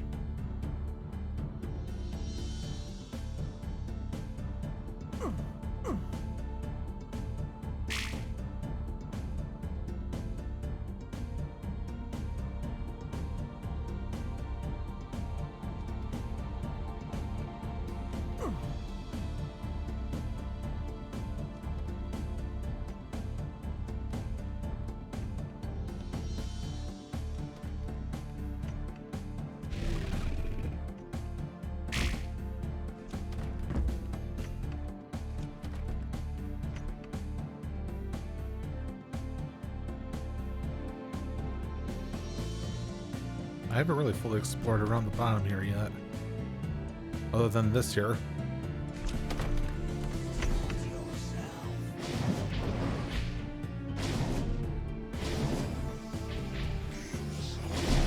Oof, ah. It's always the stuff that if I stand still I get punished.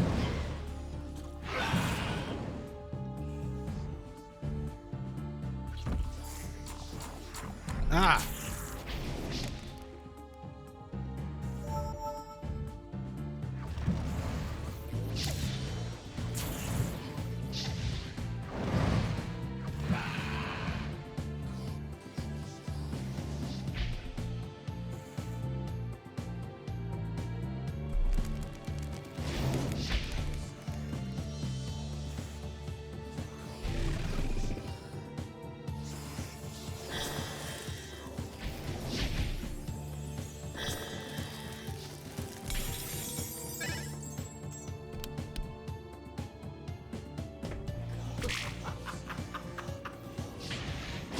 Ah. Grenade. Whoa. Oh, oh, oh, oh. I can't find an opening. There we go. That.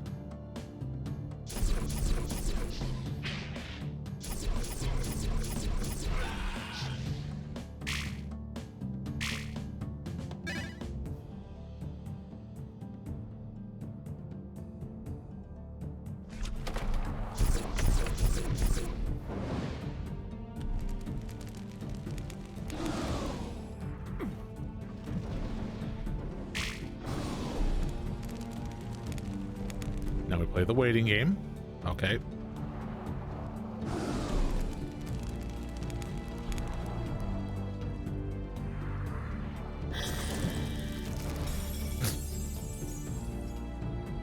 know, seeing ammo for that lying around, should probably make use of. Oh Jesus!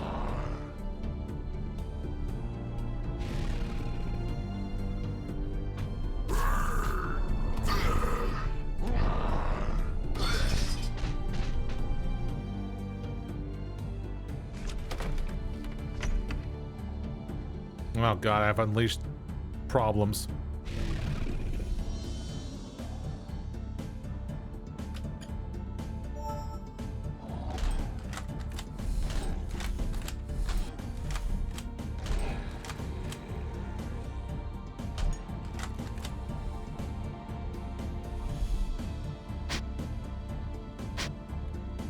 Barely reach.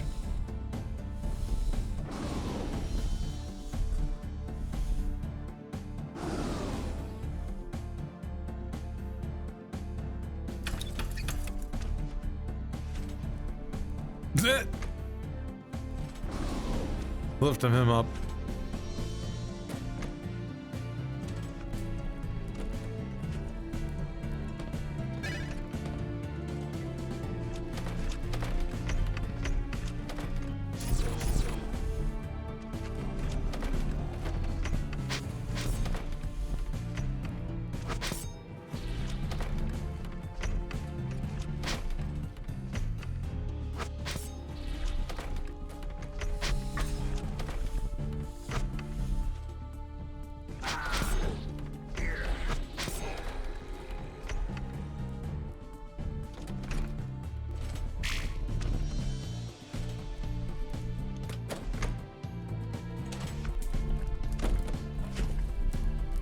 What is the friggin' like hitbox on that guy?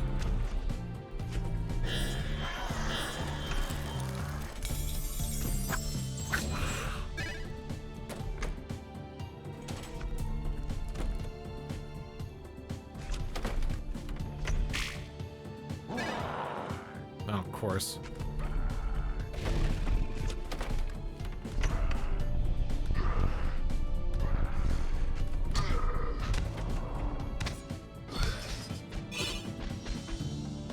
Had enough of them.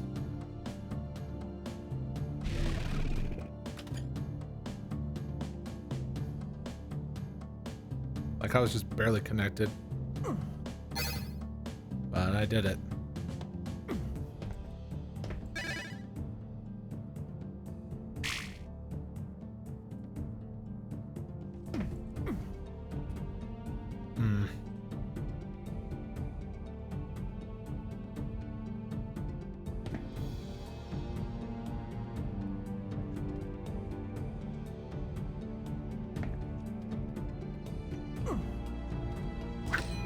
Hey there, dude. What were you doing? Same goes for you.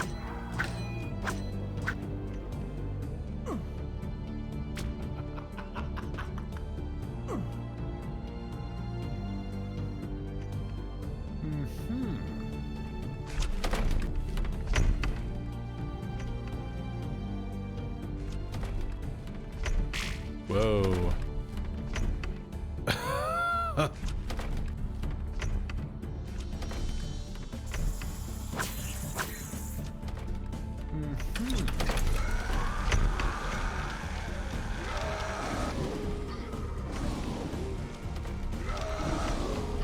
Piss.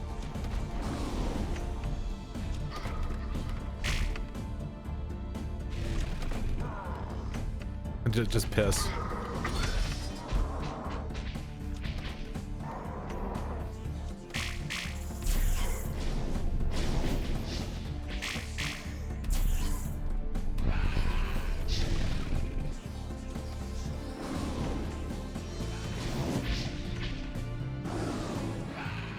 Have you tried throwing carbonated Girardi at the fire skellies? Well, the thing is that it's the piss is actually basically an overcharge. So if you're at 100 health, they can overcharge you with 200. So it's like it's not like a throwable. I know, sad face.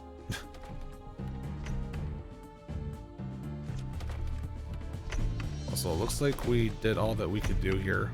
Almost.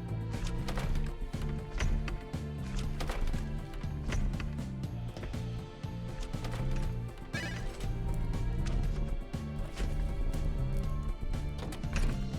think I probably saw this one secret that's like in a wall somewhere.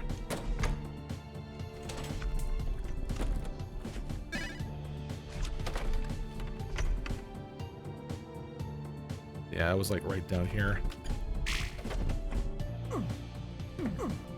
Oh, I get thrown in the face for having to do this every time I do this.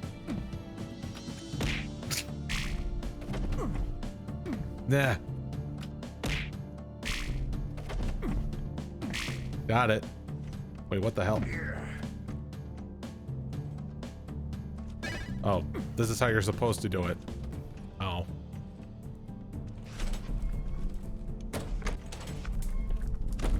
Well, made an idiot of myself then.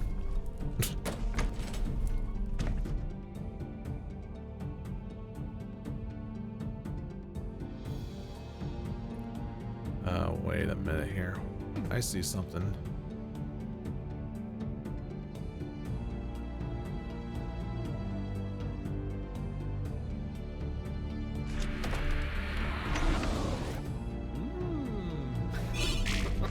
Nice. Circer head.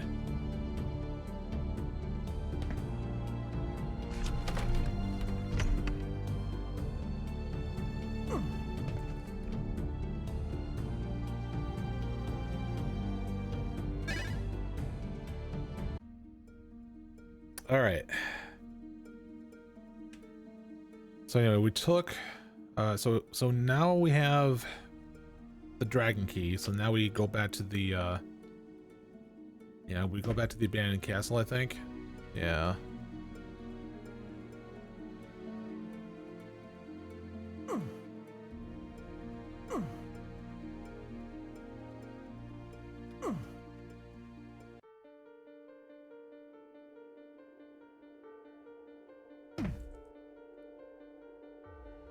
I zoom everywhere.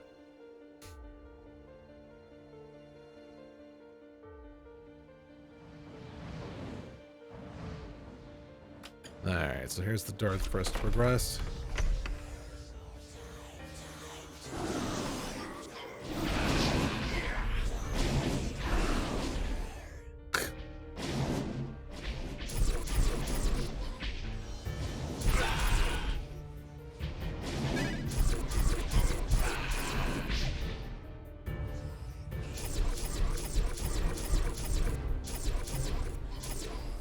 Oh.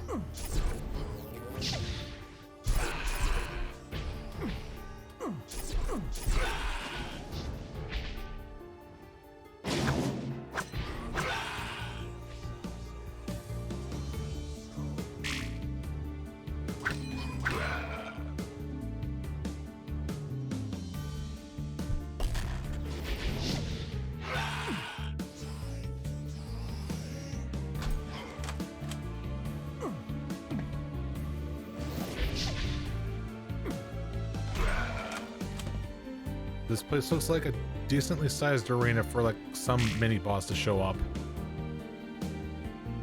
Like the huge gargoyle or the wyvern, I think. Let's see if I'm right.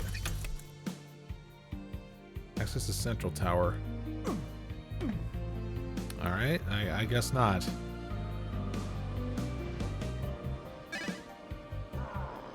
Oh, this is the central tower.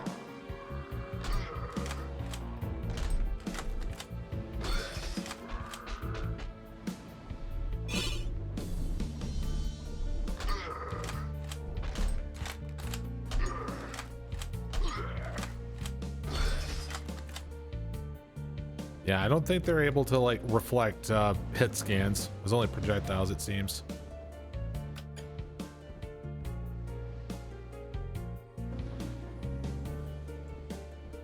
Oh, right, I can't. I should be using that. Or something different. I'll just be Golem.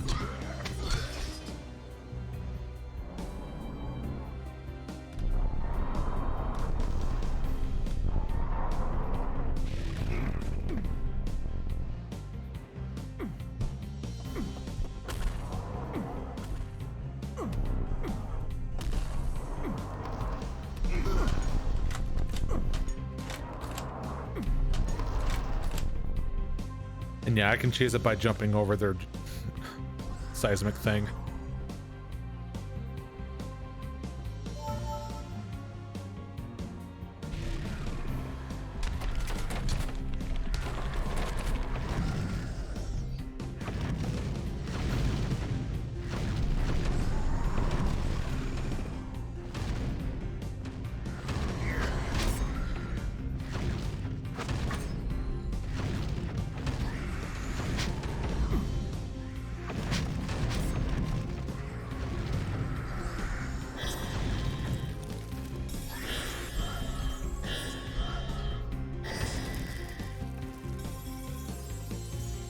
Oh, there it is. There's the new transformation. New power spell. Well, we gotta use it. Yeah, the cheese. The ultimate cheese.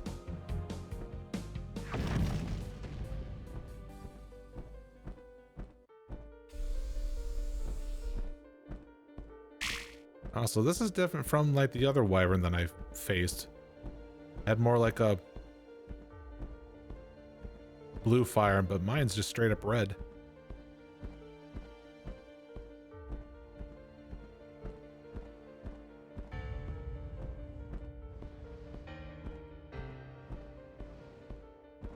You do move slowly in general, though.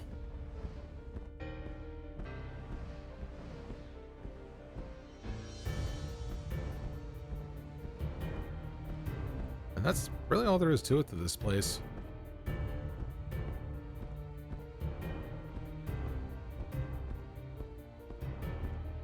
Wonder if there's any kind of like out of reach secrets that I can get to now.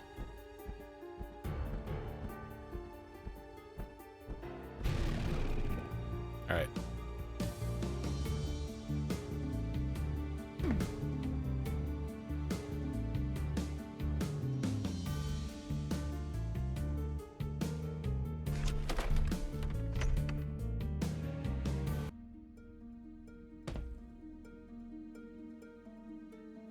All right, so that would mean I'll have access to, actually, probably what's down below might be like the way forward.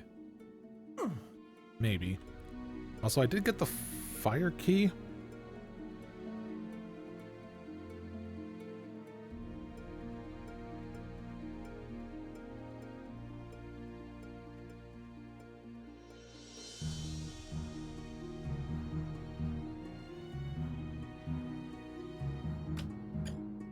Because I didn't see like where I would have to like bring the fire key to. Because I already used the iron skull and dragon, but I don't think I've used fire yet, so it's probably used for this next area then.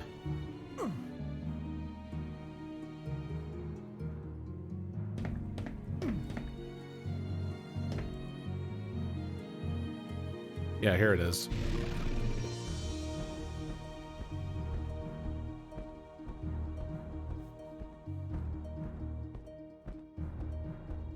Oh, become Wyvern in the Swamp Village to get the Wind Key. Oh, that's right. And Wyvern in Volcano to get the Snake Key. Alright. Those are pretty much the requirements here to probably to... Yep, Snake and Wind. Gotcha.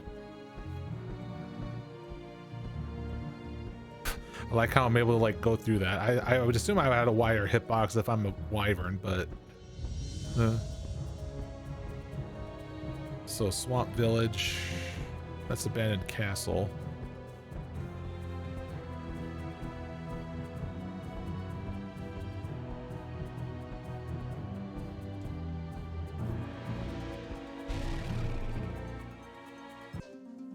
Alright, so back here at the swamp. Oh, hey, I can get this here.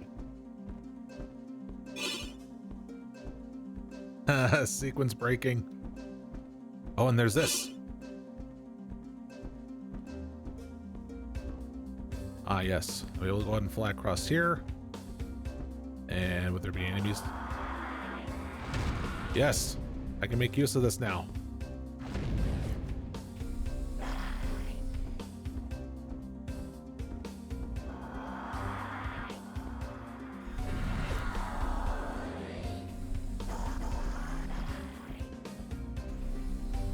I'm now Pyro.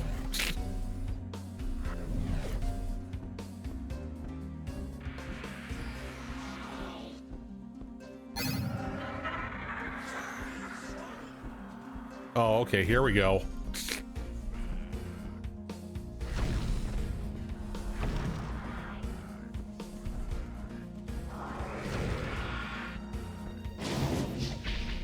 Oh, the problem is that, like, there's only, like, so much I can do with all this.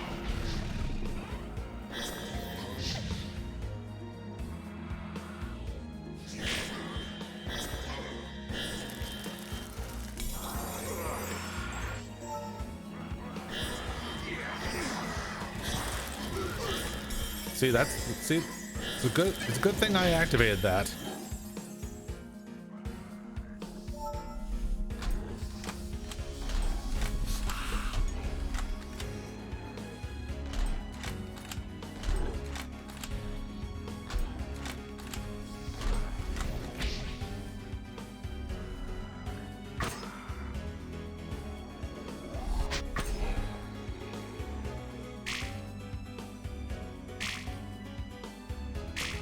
I like how there's like these walls here for, like, you know, defending yourself. It's like invaders.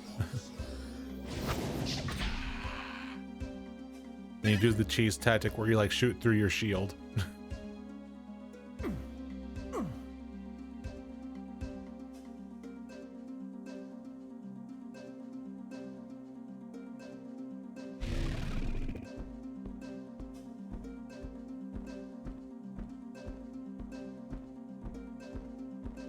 If I was to like fly down safely, would it actually still kill me if I land down there? Would it be still tagged as a kill zone?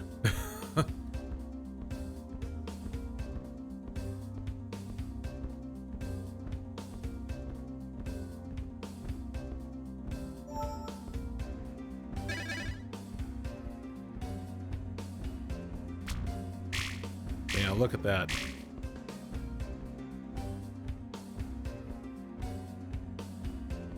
I say that was at least fun that as a wyvern I fought those airborne enemies for a little bit until I could, so only I can do so much with my, I guess, charge meter.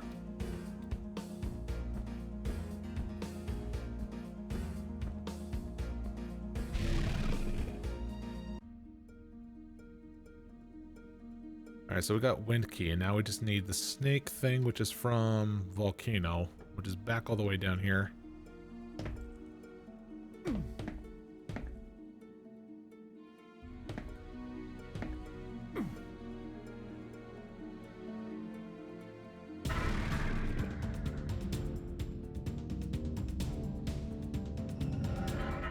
Oh. I can like just zoom back here to the top.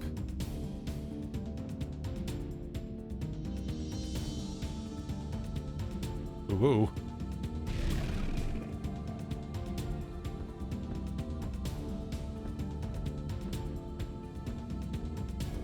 Oh, this must be where I need to go.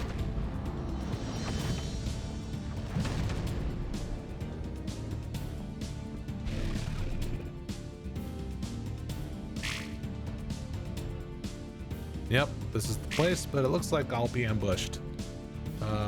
No, wait, actually that's all the enemies here. Oh, nope, I was thoroughly incorrected. The monster count lied to me.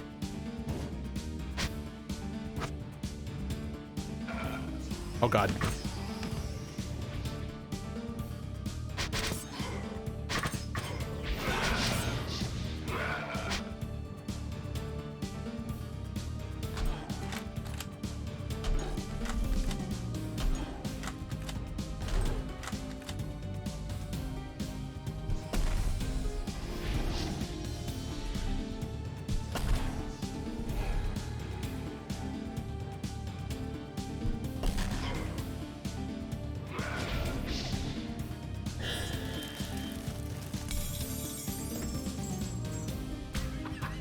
Encounter dealt with.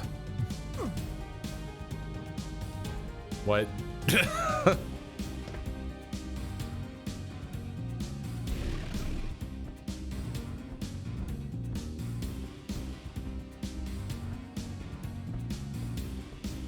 Hey, you know what might be an interesting idea?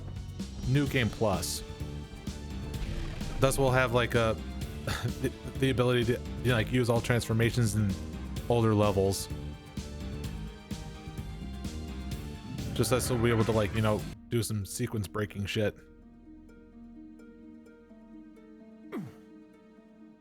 You know, just as a fun thing.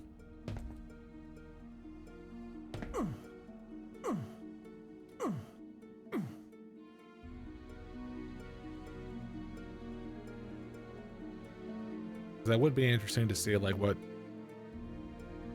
Yeah, again, I guess sequence breaking stuff. Well, I don't know if that'll be like too much.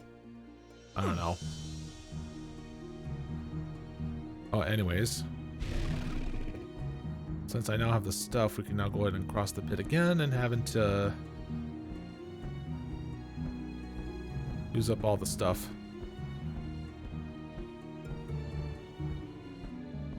Wait, no, that's not it.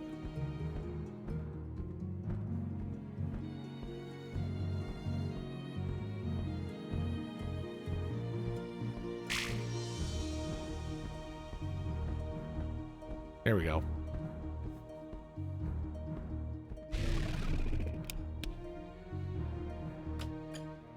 All right, this looks like the point of no return sort of deal, so yeah, pretty much. So we now approach. Wait, what does it say? Beware the fluid purple. On it, no morph can tread.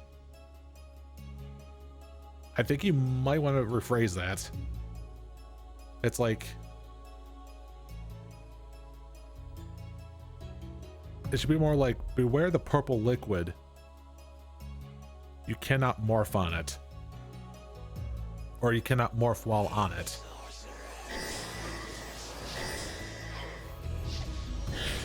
So wait, if I was to stand on it while I'm in the transformation, would it just cancel it? Like, I want to experiment this actually.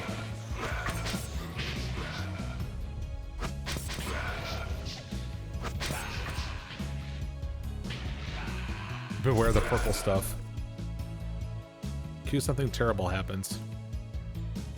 All right, I want to go ahead and see here. Oh, okay. Well, first off, it hurts, but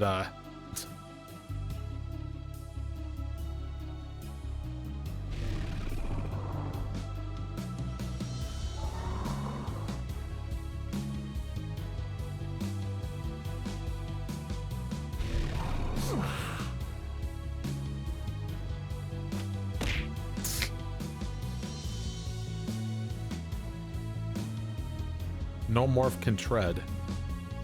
I think it's stating, thank you. I think it's stating that, like, some morphs say, like, Hellburner, where it can walk on lava and acid, it just cannot work on purple. Yep, that'd be the case.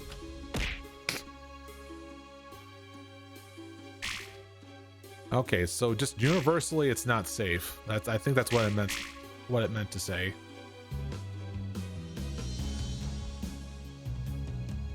Maybe it shall say, beware of purple liquid. You'll get hurt no matter what. I think it's what it meant to say.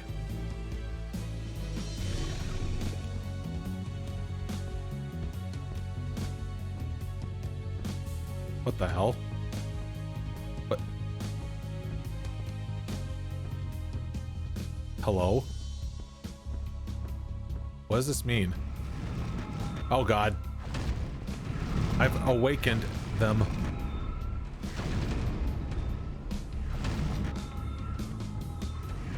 Wyvern fight.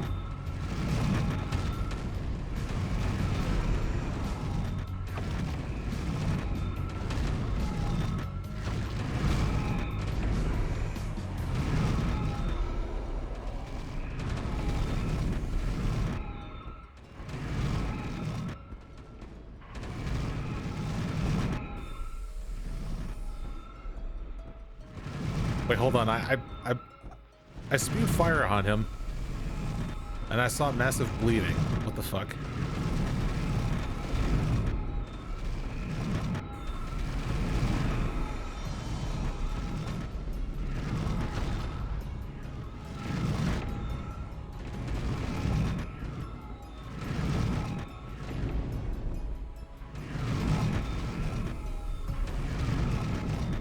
the hell?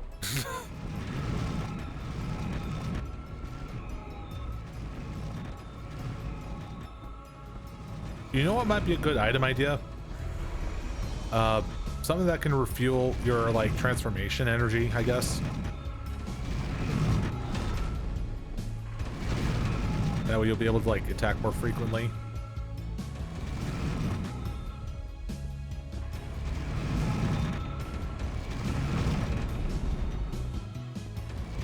Because that would be nice. Ow! I guess I deserve that.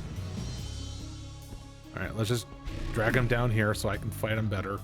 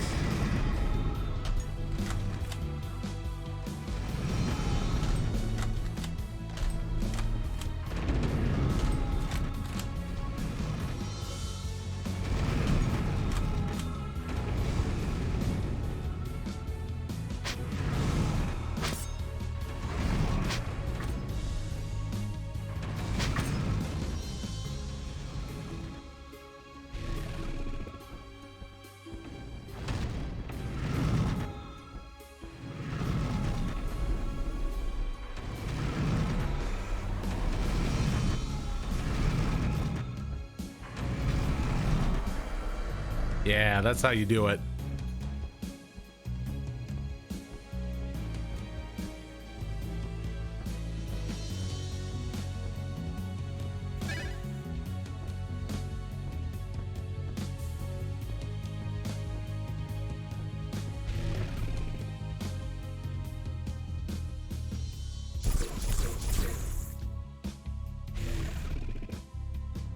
No, not small enough to fit through that.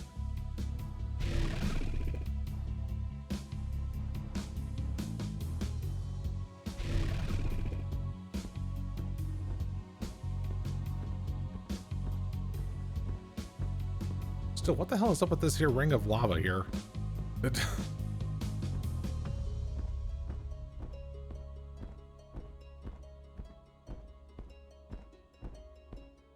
Hmm.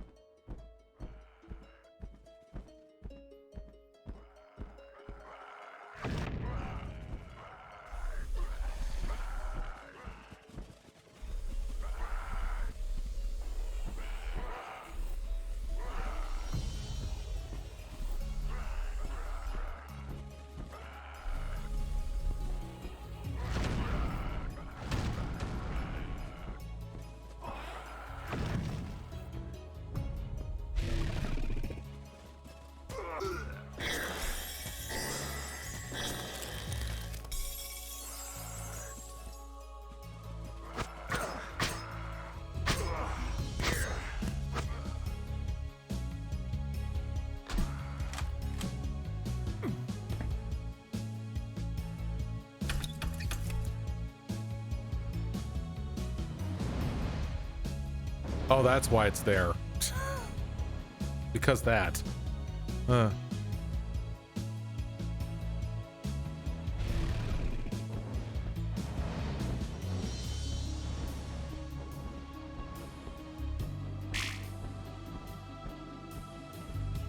Some of the little things here.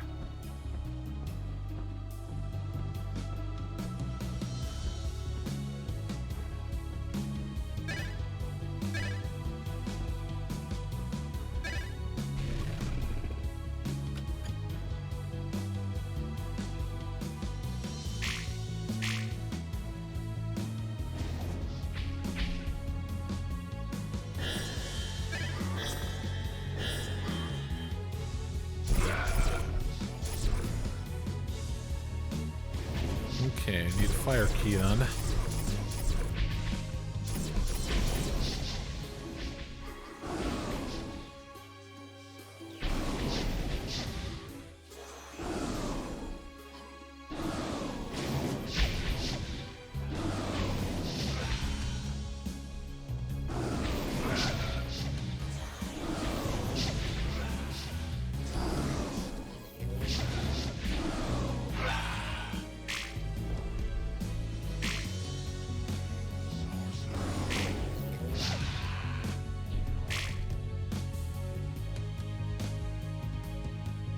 All right, a little bit of arena fight when I open this.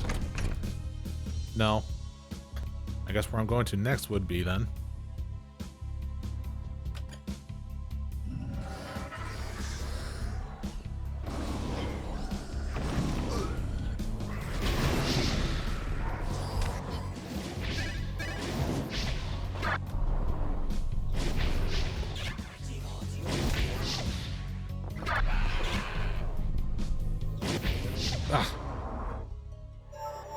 See, that's why my first thought was to go Stone Golem, because like things like that.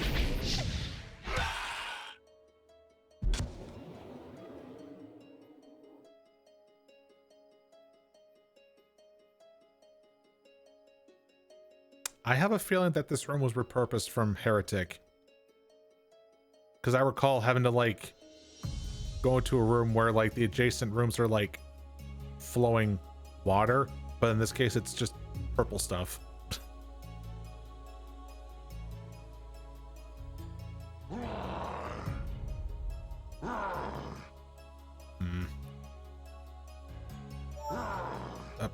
Okay, not what I meant to do.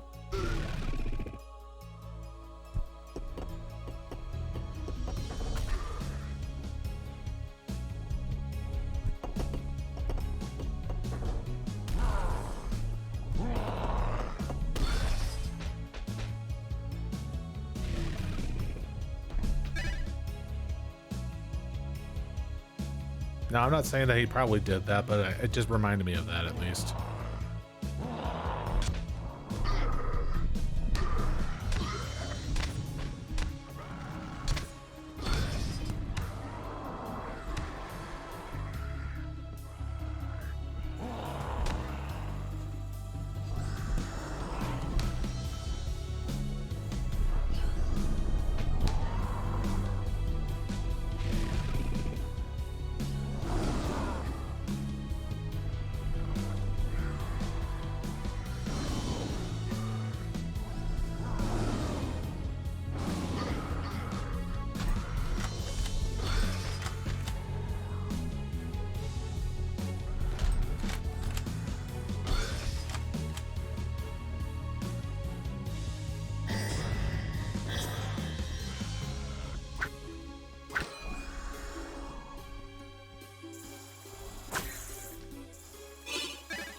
Give him big map reveal then. Oh.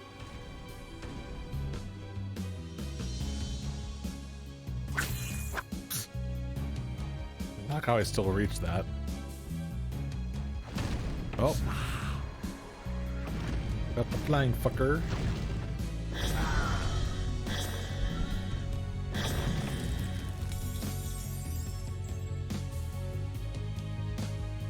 So I think I transformed into that wyvern specifically that I just fought. I guess it makes sense since it's fire based. I don't know why I was thinking about the larger ones that like breathe blue fire or something.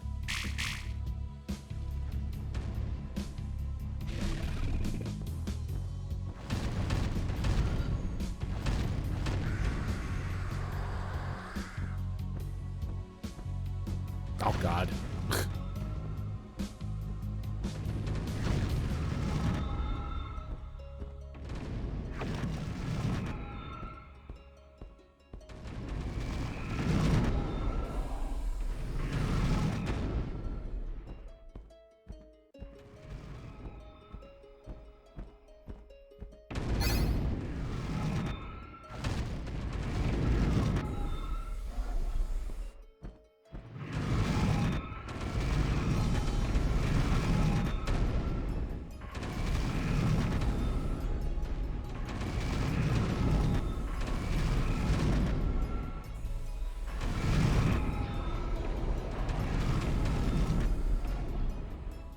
I feel like I might do more damage by doing it this way.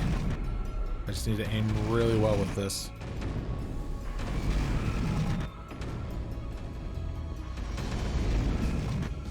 Oh, time to play cat and mouse while I recharge.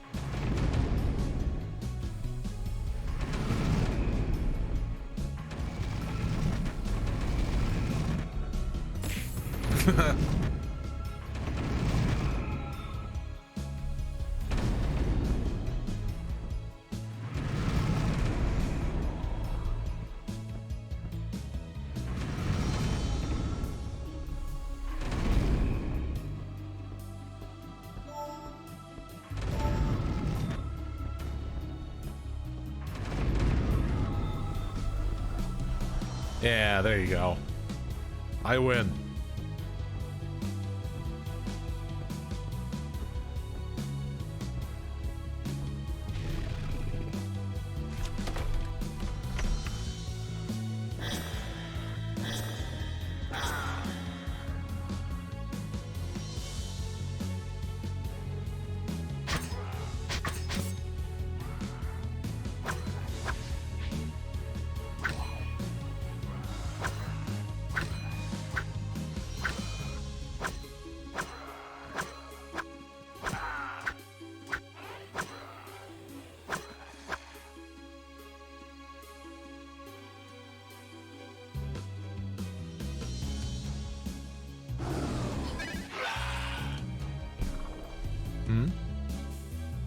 I hear a noise.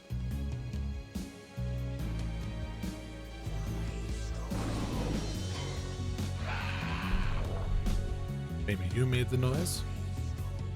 Nah.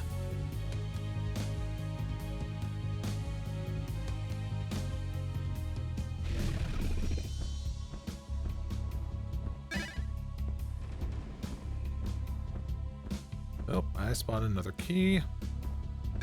I'll have to figure out how to get that.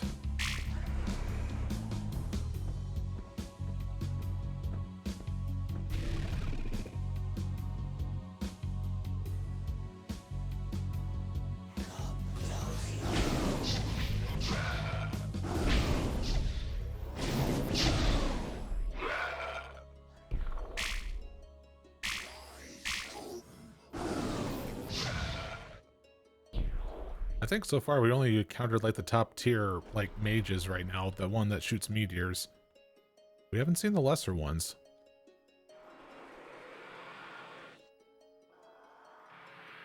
I think I saw some sort of movement down there.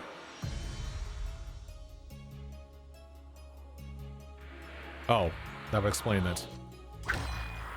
And they just flew their way up here.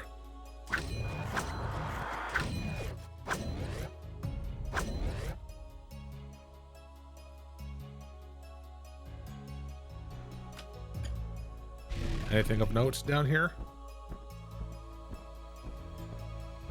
Nope, just a pit.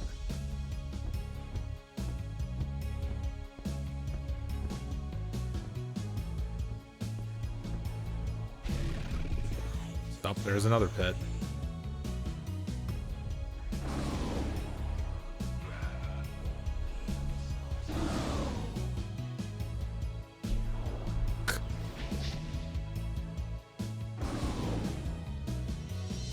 Cling to the wall again.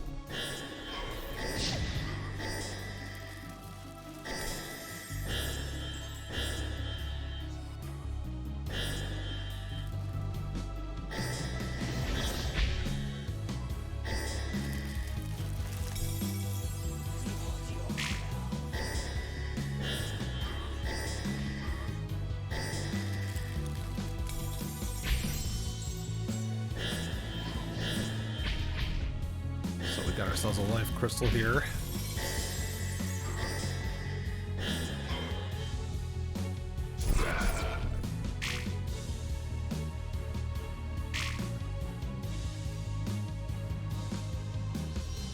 See, no enemy has spawned around because of that.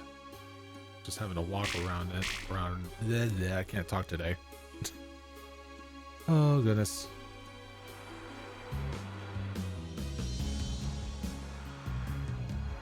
Wait for it.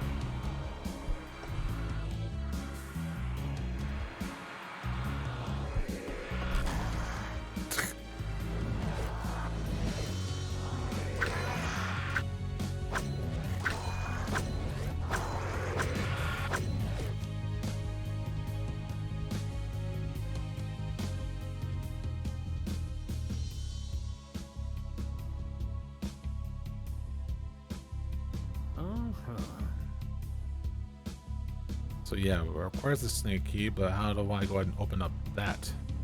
I wonder.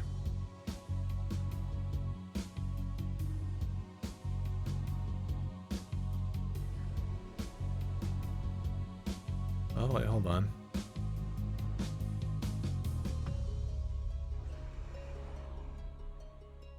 Oh God.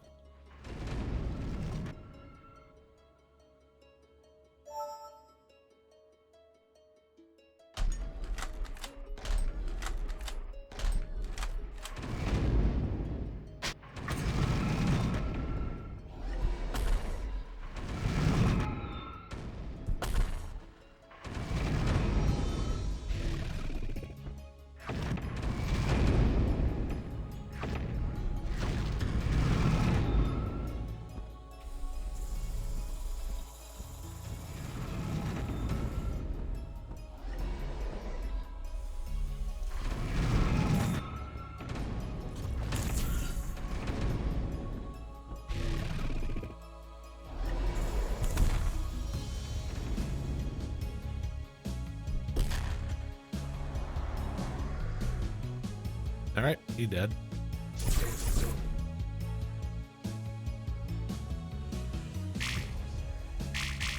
Oh no, wait, there's the lesser mages.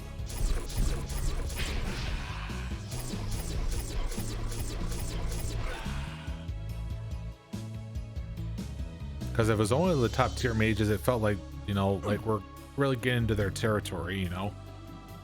Save best for the best, you know?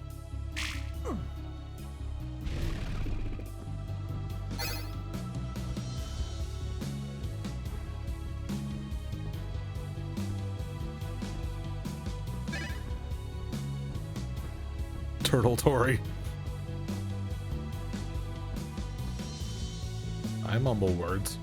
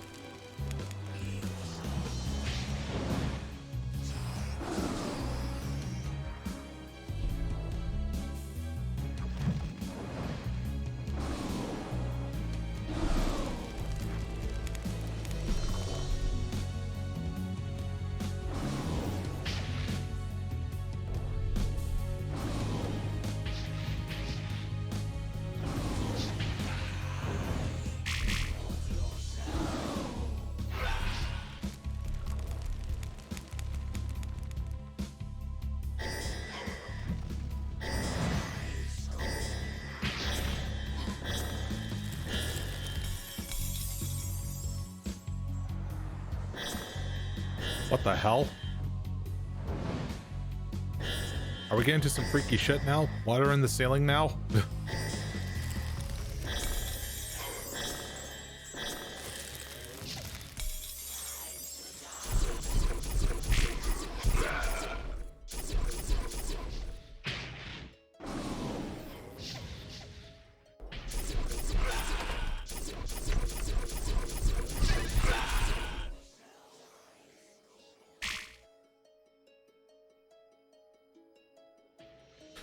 Don't like the patented water ceiling.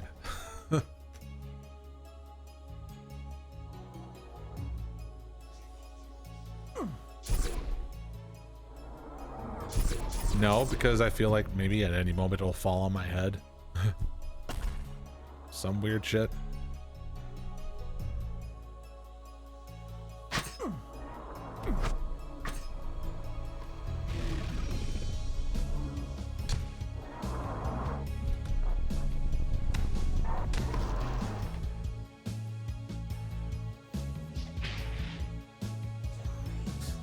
Won't hurt yourself if you put your head into it, and it's a cool aquarium. But what if there's like fish in it? Specifically harmful fish that could just jump out and bite you, like piranha. No, I don't know. I'm saying that they probably would have an advantage on me if that happened.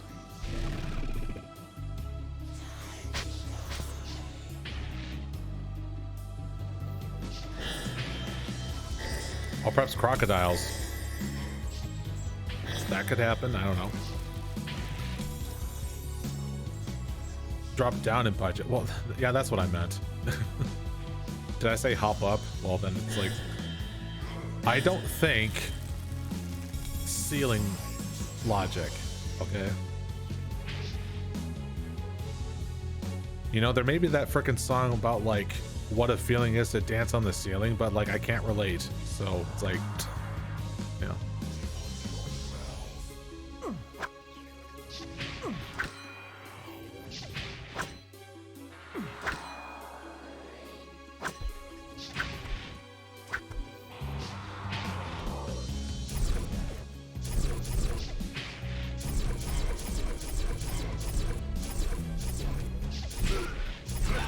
See how that projectile kind of like snaps on to the enemy when you're kind of like looking up there? Yeah.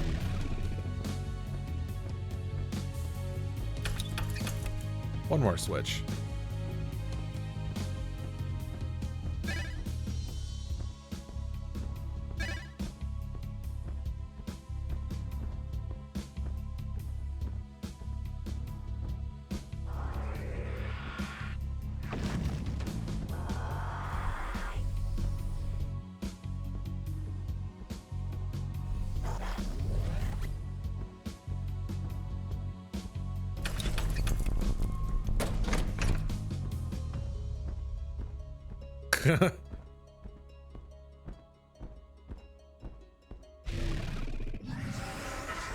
Oh, great. Instantly surrounded.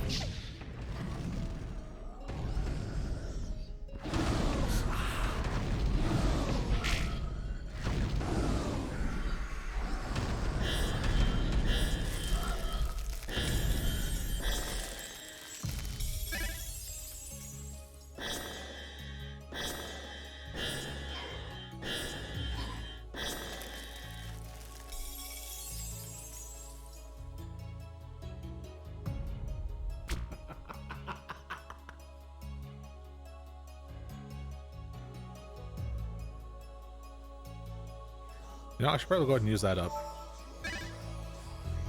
I think there probably was like a stack limit of like 5 or something.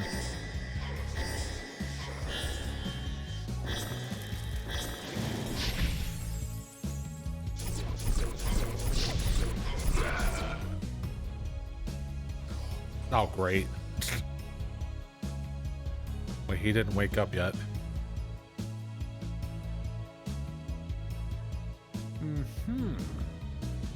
Oh, I'm gonna have to go out there then.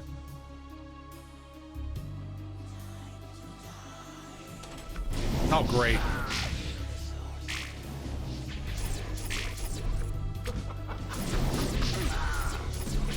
Damn, that hurt.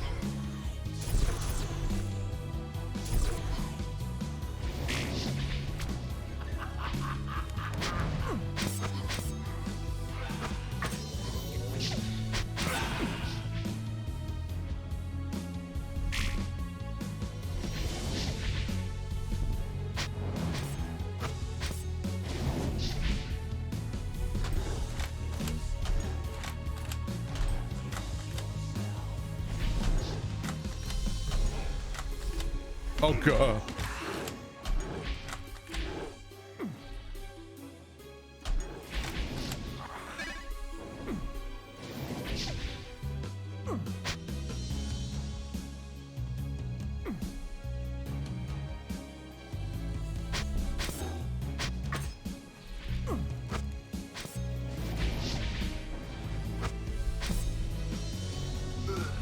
God, he's not. Don't immobilize me.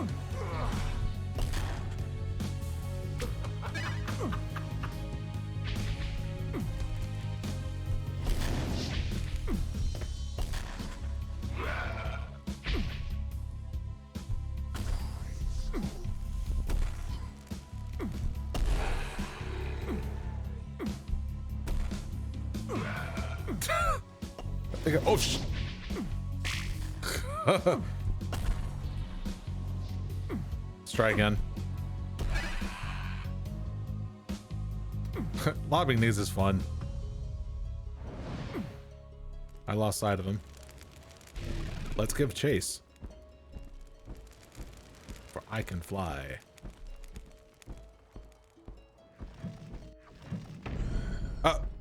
What the fuck?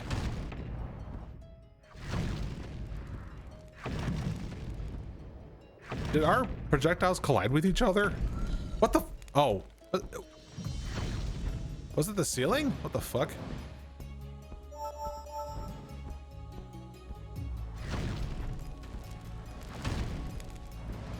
I was gonna say, like, what's going on with the projectile collision?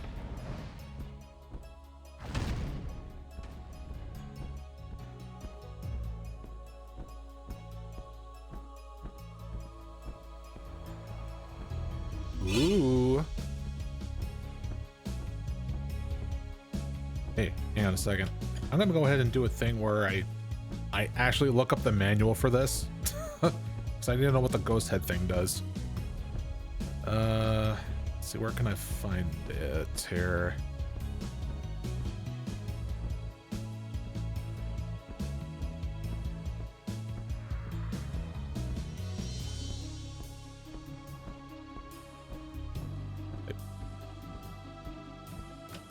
It would probably be best if I paused it in there like that, so.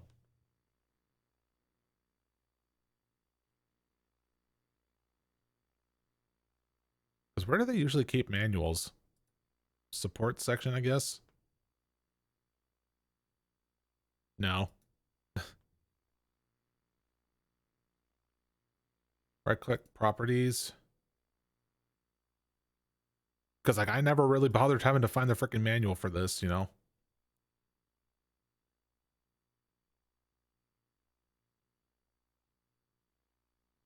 Would it be like on their store page?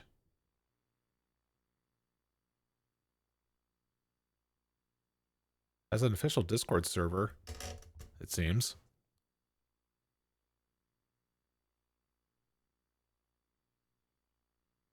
Because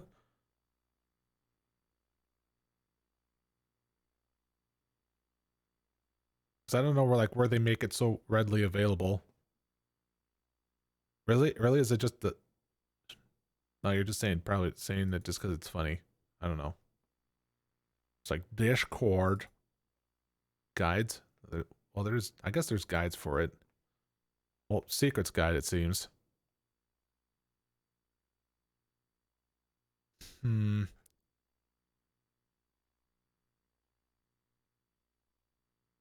Groups, no.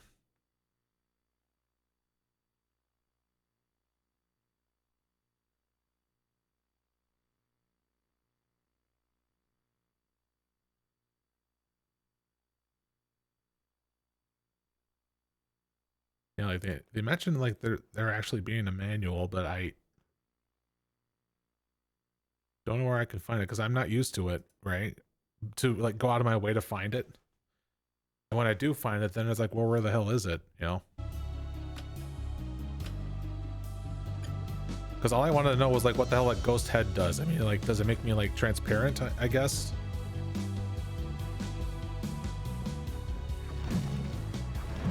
Ow. Yeah, let's go ahead and test this out. We'll go ahead and use this. Does it make it? I do say I'm transparent.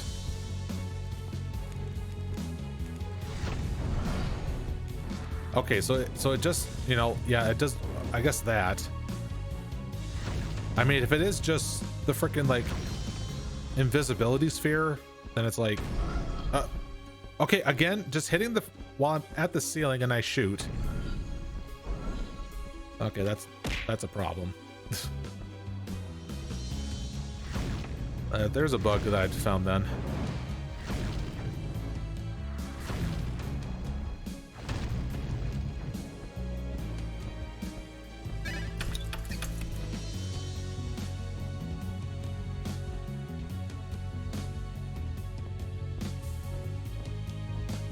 We're definitely getting good use out of the Wyvern transform, at least. Technically that's a ceiling though. I mean, yes, but it's like projectile shouldn't collide with it. In fact, it straight up disappears when I shoot up there.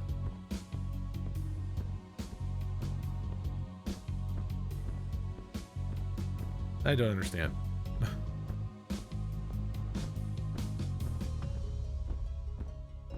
All right, where's the way forward? Okay, yes, that then. Oh, okay. I guess I use that instead.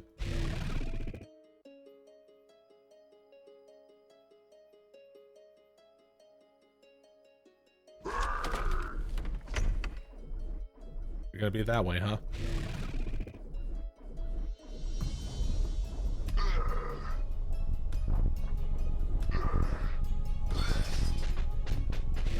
Yeah, I thought so.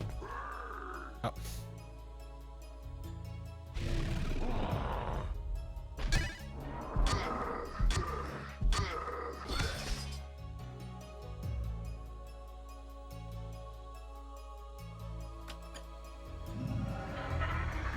Bruh.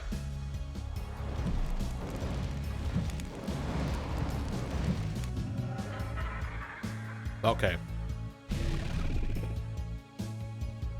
Let me get into the appropriate transformation then. So I can easily dodge your shit. Glad I'm able to like go back. Just so I can be ready for that.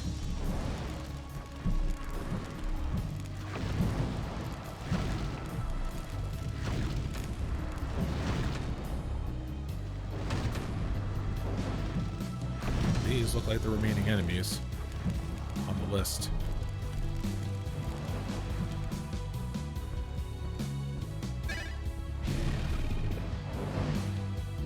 Yeah, let's go for something appropriate then.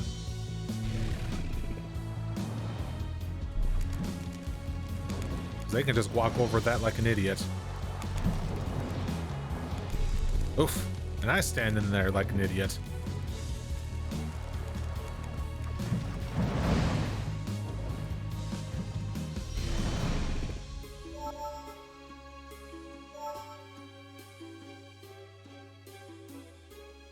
Just stay in the corner, suck my thumb.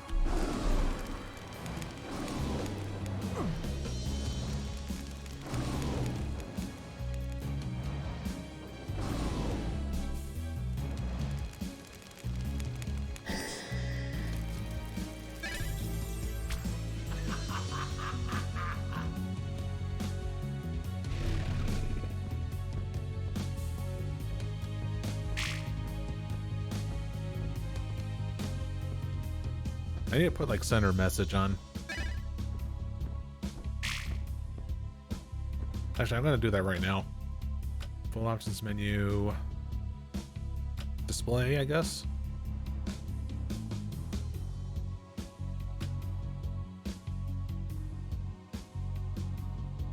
Oh, maybe it's HUD. Message options.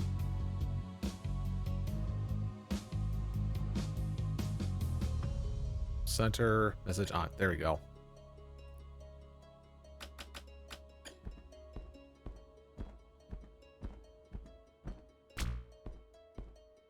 Yeah, I prefer that. Should have done it a while ago.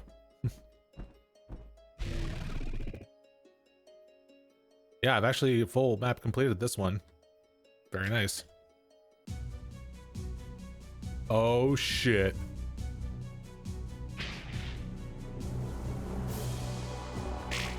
Oh shit. Things are getting real.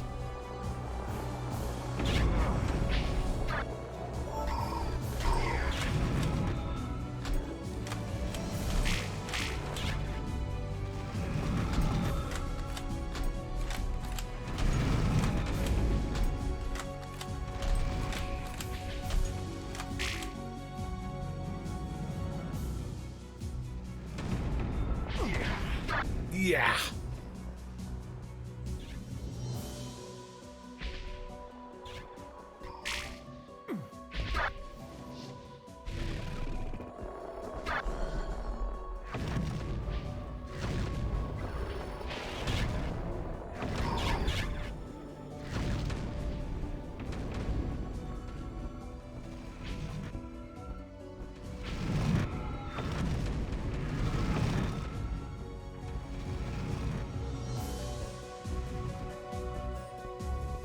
Yeah, there's only like very few like monsters here on this map, so it's like it's going straight to the point here.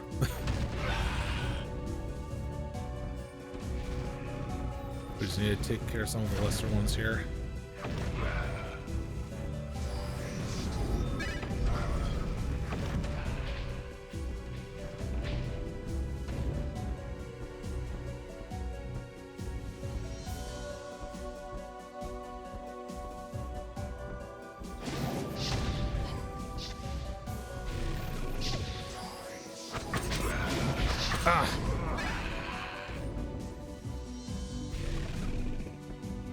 Hate it that I had to stand and take it.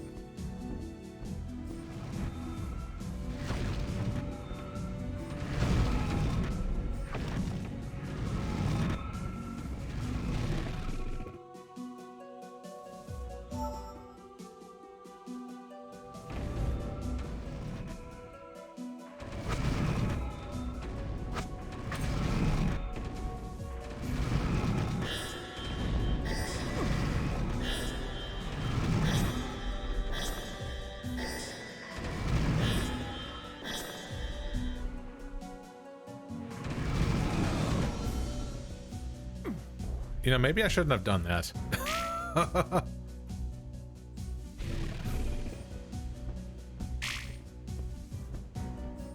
Let me just look around, having to like get all the ammos ready.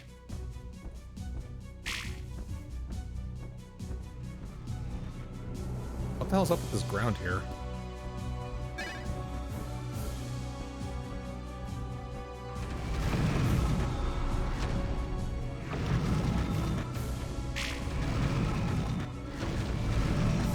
And he dead. Alright, let me go ahead and get my health up ready for the thing.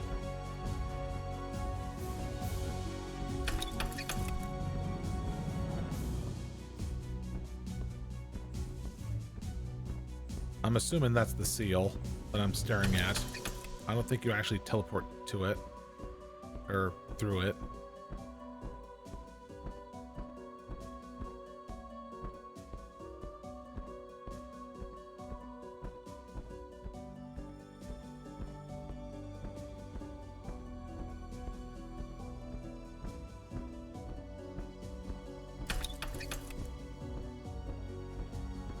Alright, we got one more. I'll be ready to fight.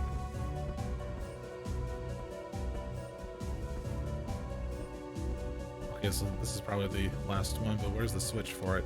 Is it like tucked in somewhere?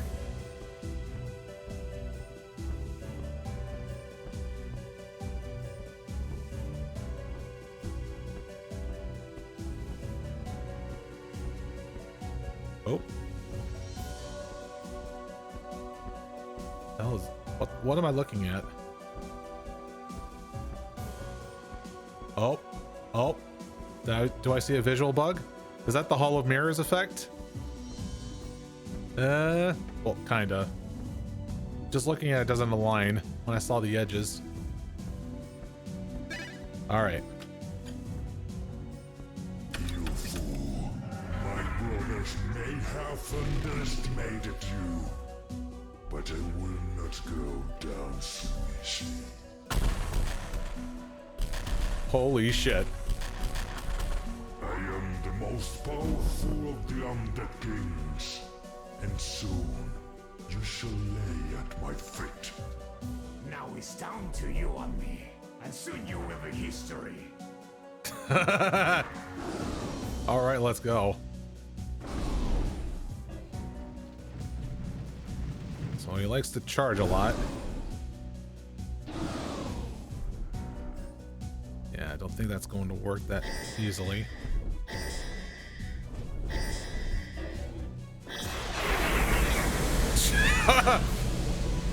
Oh!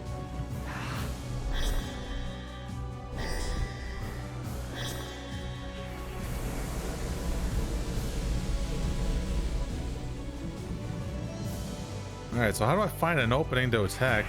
Because I don't think I can attack him while he's charging.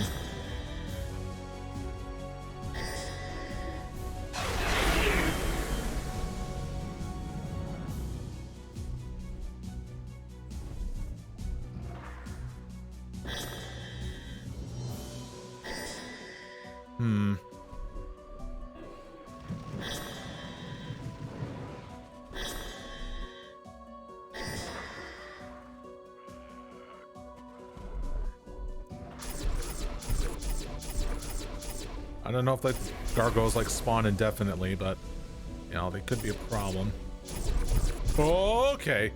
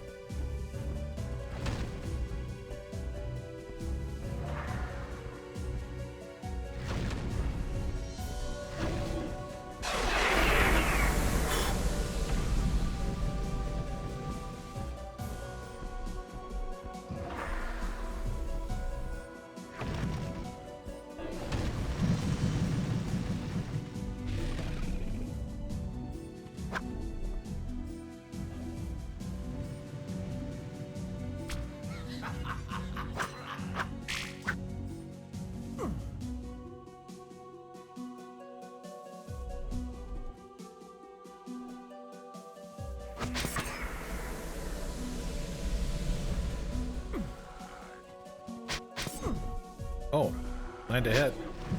You know, that actually probably be good for him. Because if I land a quick hit on him once, he'll take some damage over time.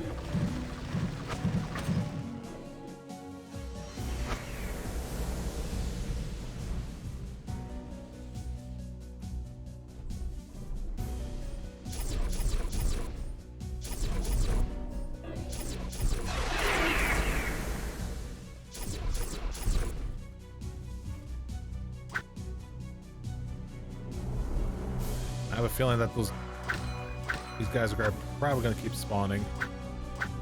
So I saw the total being 30. Woo.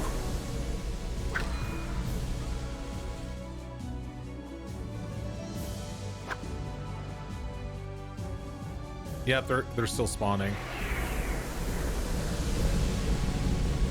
Here, let's see if I can try to do a well-placed grenade. Okay, so I can hit him while he's doing that. Just not while he's while he's charging.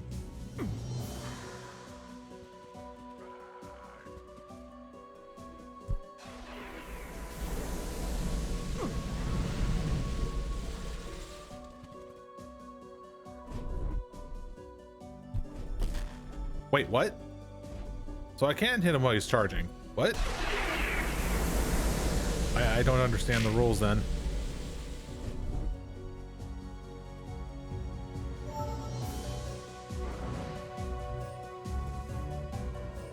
I'll use a torch because why not? Where is he at?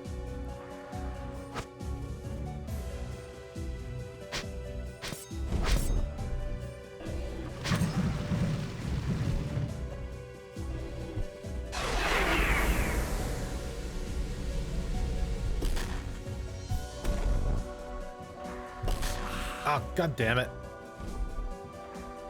Oh, I'm actually taking burning damage.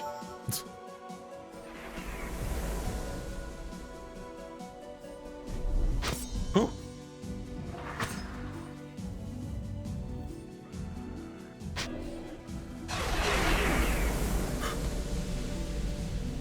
So wait, if I die, it automatically ports me back to the start of the map.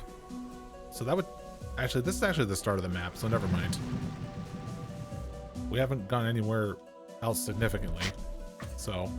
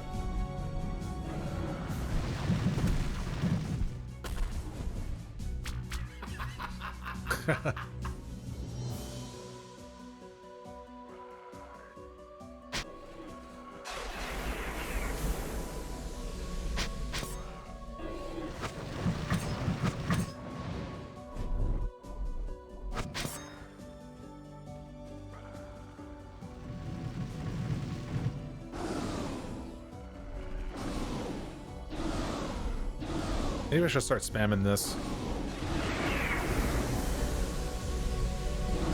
It's more for the other guys, not the main guy. Probably gonna get caught in it somehow.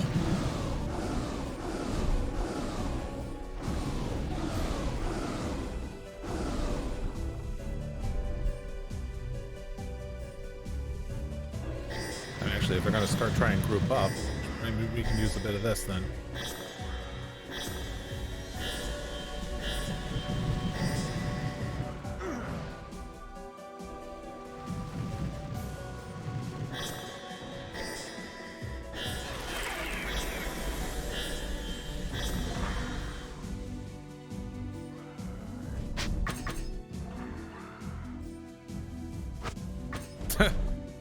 Gotta find to see where he's gonna actually teleport to.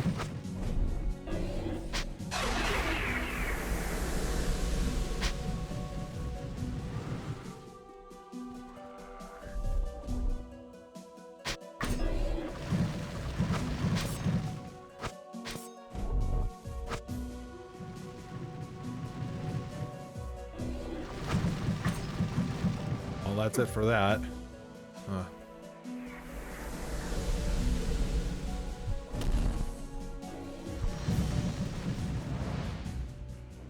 So how tanky is this guy?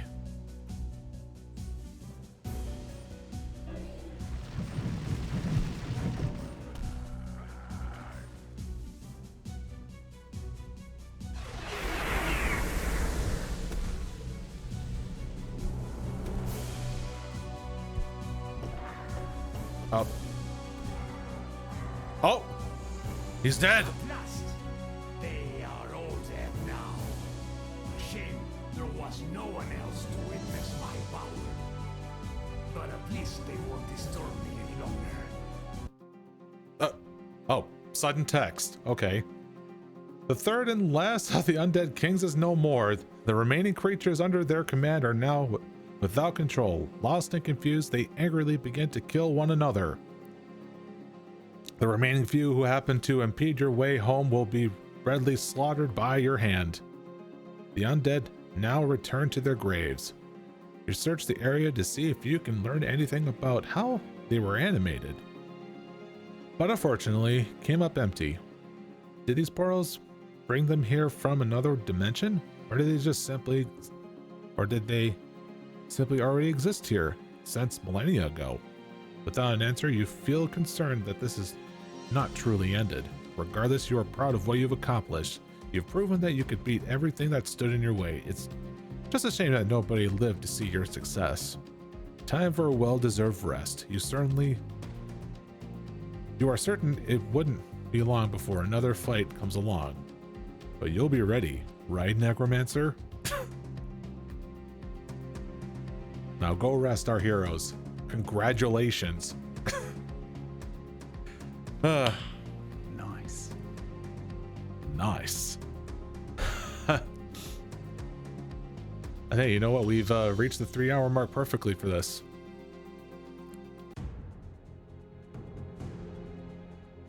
The end. Thanks for playing Hands of Necromancy.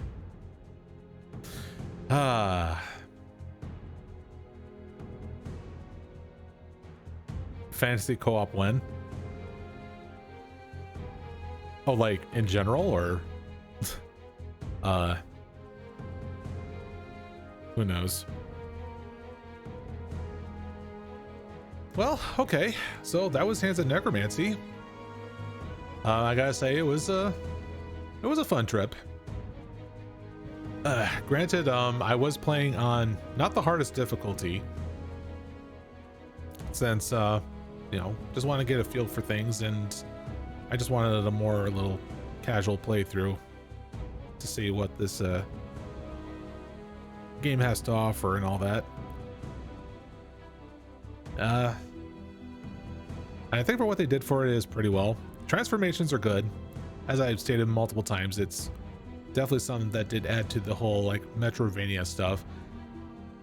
It's very light on the metroidvania because there's not a lot of gratuitous backtracking. Either that, or if it's your first playthrough, you got lucky and you know which place to go through and all that stuff to minimize backtracking. But either way, I felt like I didn't really get lost, except probably for like, I think there was like one level where I got lost, but what else? It was nice that I was able to like swap through weapons quite frequently. I made frequent use of melee to appropriate enemies. But I felt like there are like some weapons that I felt were unsure of. Like, I felt like the Ring of Ice felt like really inconsistent with like what damage it can possibly do. I mean, like, clearly if it gets reflected back onto you, then it's clearly it one-shots you.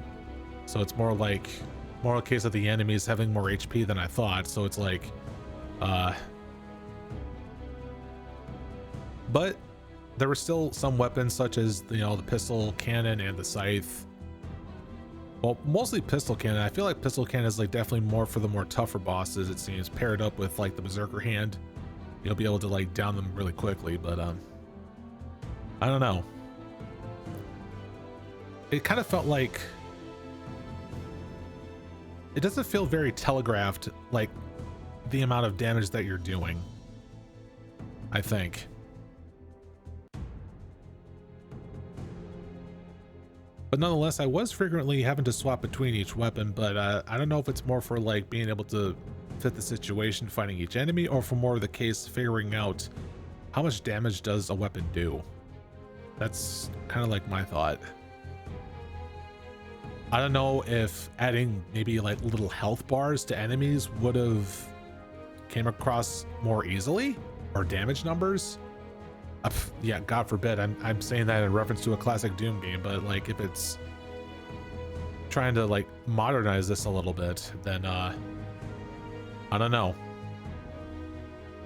I think it all just comes down to like tradition, you know, with the whole retro stuff. So maybe they're still aiming at that sense, but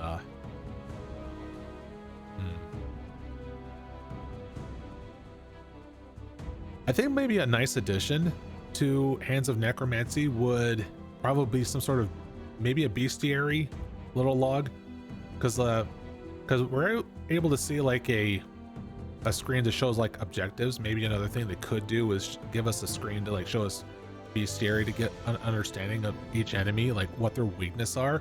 Maybe that'll help a lot better when fighting each enemy, perhaps. You know, like maybe like stone golems, like probably the best way having to deal with other stone golems is be the stone golem yourself, perhaps. Or the ring of ice would inflict like more damage towards like the hellburners, perhaps. You know, things like that. I think they'll probably help out with like with better strategy on how to deal damage. I mean, there was already the case with the knights that like reflect your stuff. Clearly that's a threat, so you have to think for like which weapons that's best to deal with without you having to like getting hit by the projectile that's coming back at you. So, you know, you go as a hell burner like transformation and do the floor fire thing, you know, the archvile thing basically, so you can do dot damage to them because they can't block that, you know. So there is still like some strategy when fighting some enemies. But it's more like in response to like dealing with their strengths. I wish there was like some strategies that involve having to take advantage of their weakness. That's what I feel like it probably will add to it, I think. What else? I mean, we still got the usual things, such as finding secrets, you know, all the traditional stuff. And having to use transformations to find said secrets, there's two. And you suggesting that, yeah, blunt damage would shatter golems, fire would melt ice. But that's the question, like which element like overpowers another? So you say fire melts ice, but there's also the fact of ice cooling down fire. So I'm not sure like which one would take priority over that. I mean, the developer is aware of like my playthrough, so I don't know if he's probably going to be taking notes or anything like that, but I mean, like, I mean, he can take my suggestions whether or not. I mean, I'm a small content creator, like, but you know, like whatever works, I guess. But still, I still think that for what this project has been developed into, I say it's worth $13. I say, yeah, go for it. If you definitely want like what's essentially just a solid, you know, mega WOD has its own custom content, its ideas, and I say definitely go for it. I approve. It was definitely a nice little, I don't want to say diamond in the rough, but more like a nugget of silver. I don't know. A nugget of silver. It's a Megan WOD. All right. But yeah, that's my playthrough. I have enjoyed it. And I say go ahead and buy it straight away. Or something like that, you know. And also, there has been updates to it too. We should probably go and take a look. Because I know there was patch 1.5 where you're able to make use of a Hand of Necromancy that revived the monster who was closest to the player, it says. Now I see 1.5.2, which is some improvements to controller. Browse local config, screenshots, save files, a few recent engine fixes, improvements to the new movement code, which I haven't really experienced, so. Oh, there's a cap to max speed with a new movement mode, which I'm not sure how that feels then. So yeah, I kind of wish that I would have I wish I would have started this playthrough later, just so I can see the new stuff, which is like a new item, Hand of Necromancy, to raise the dead and all that.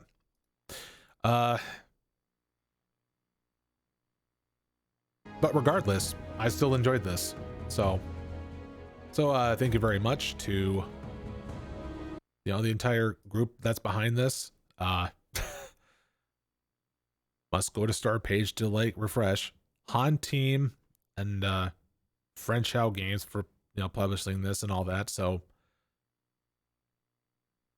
I mean, I will say that like the story behind this is very basic.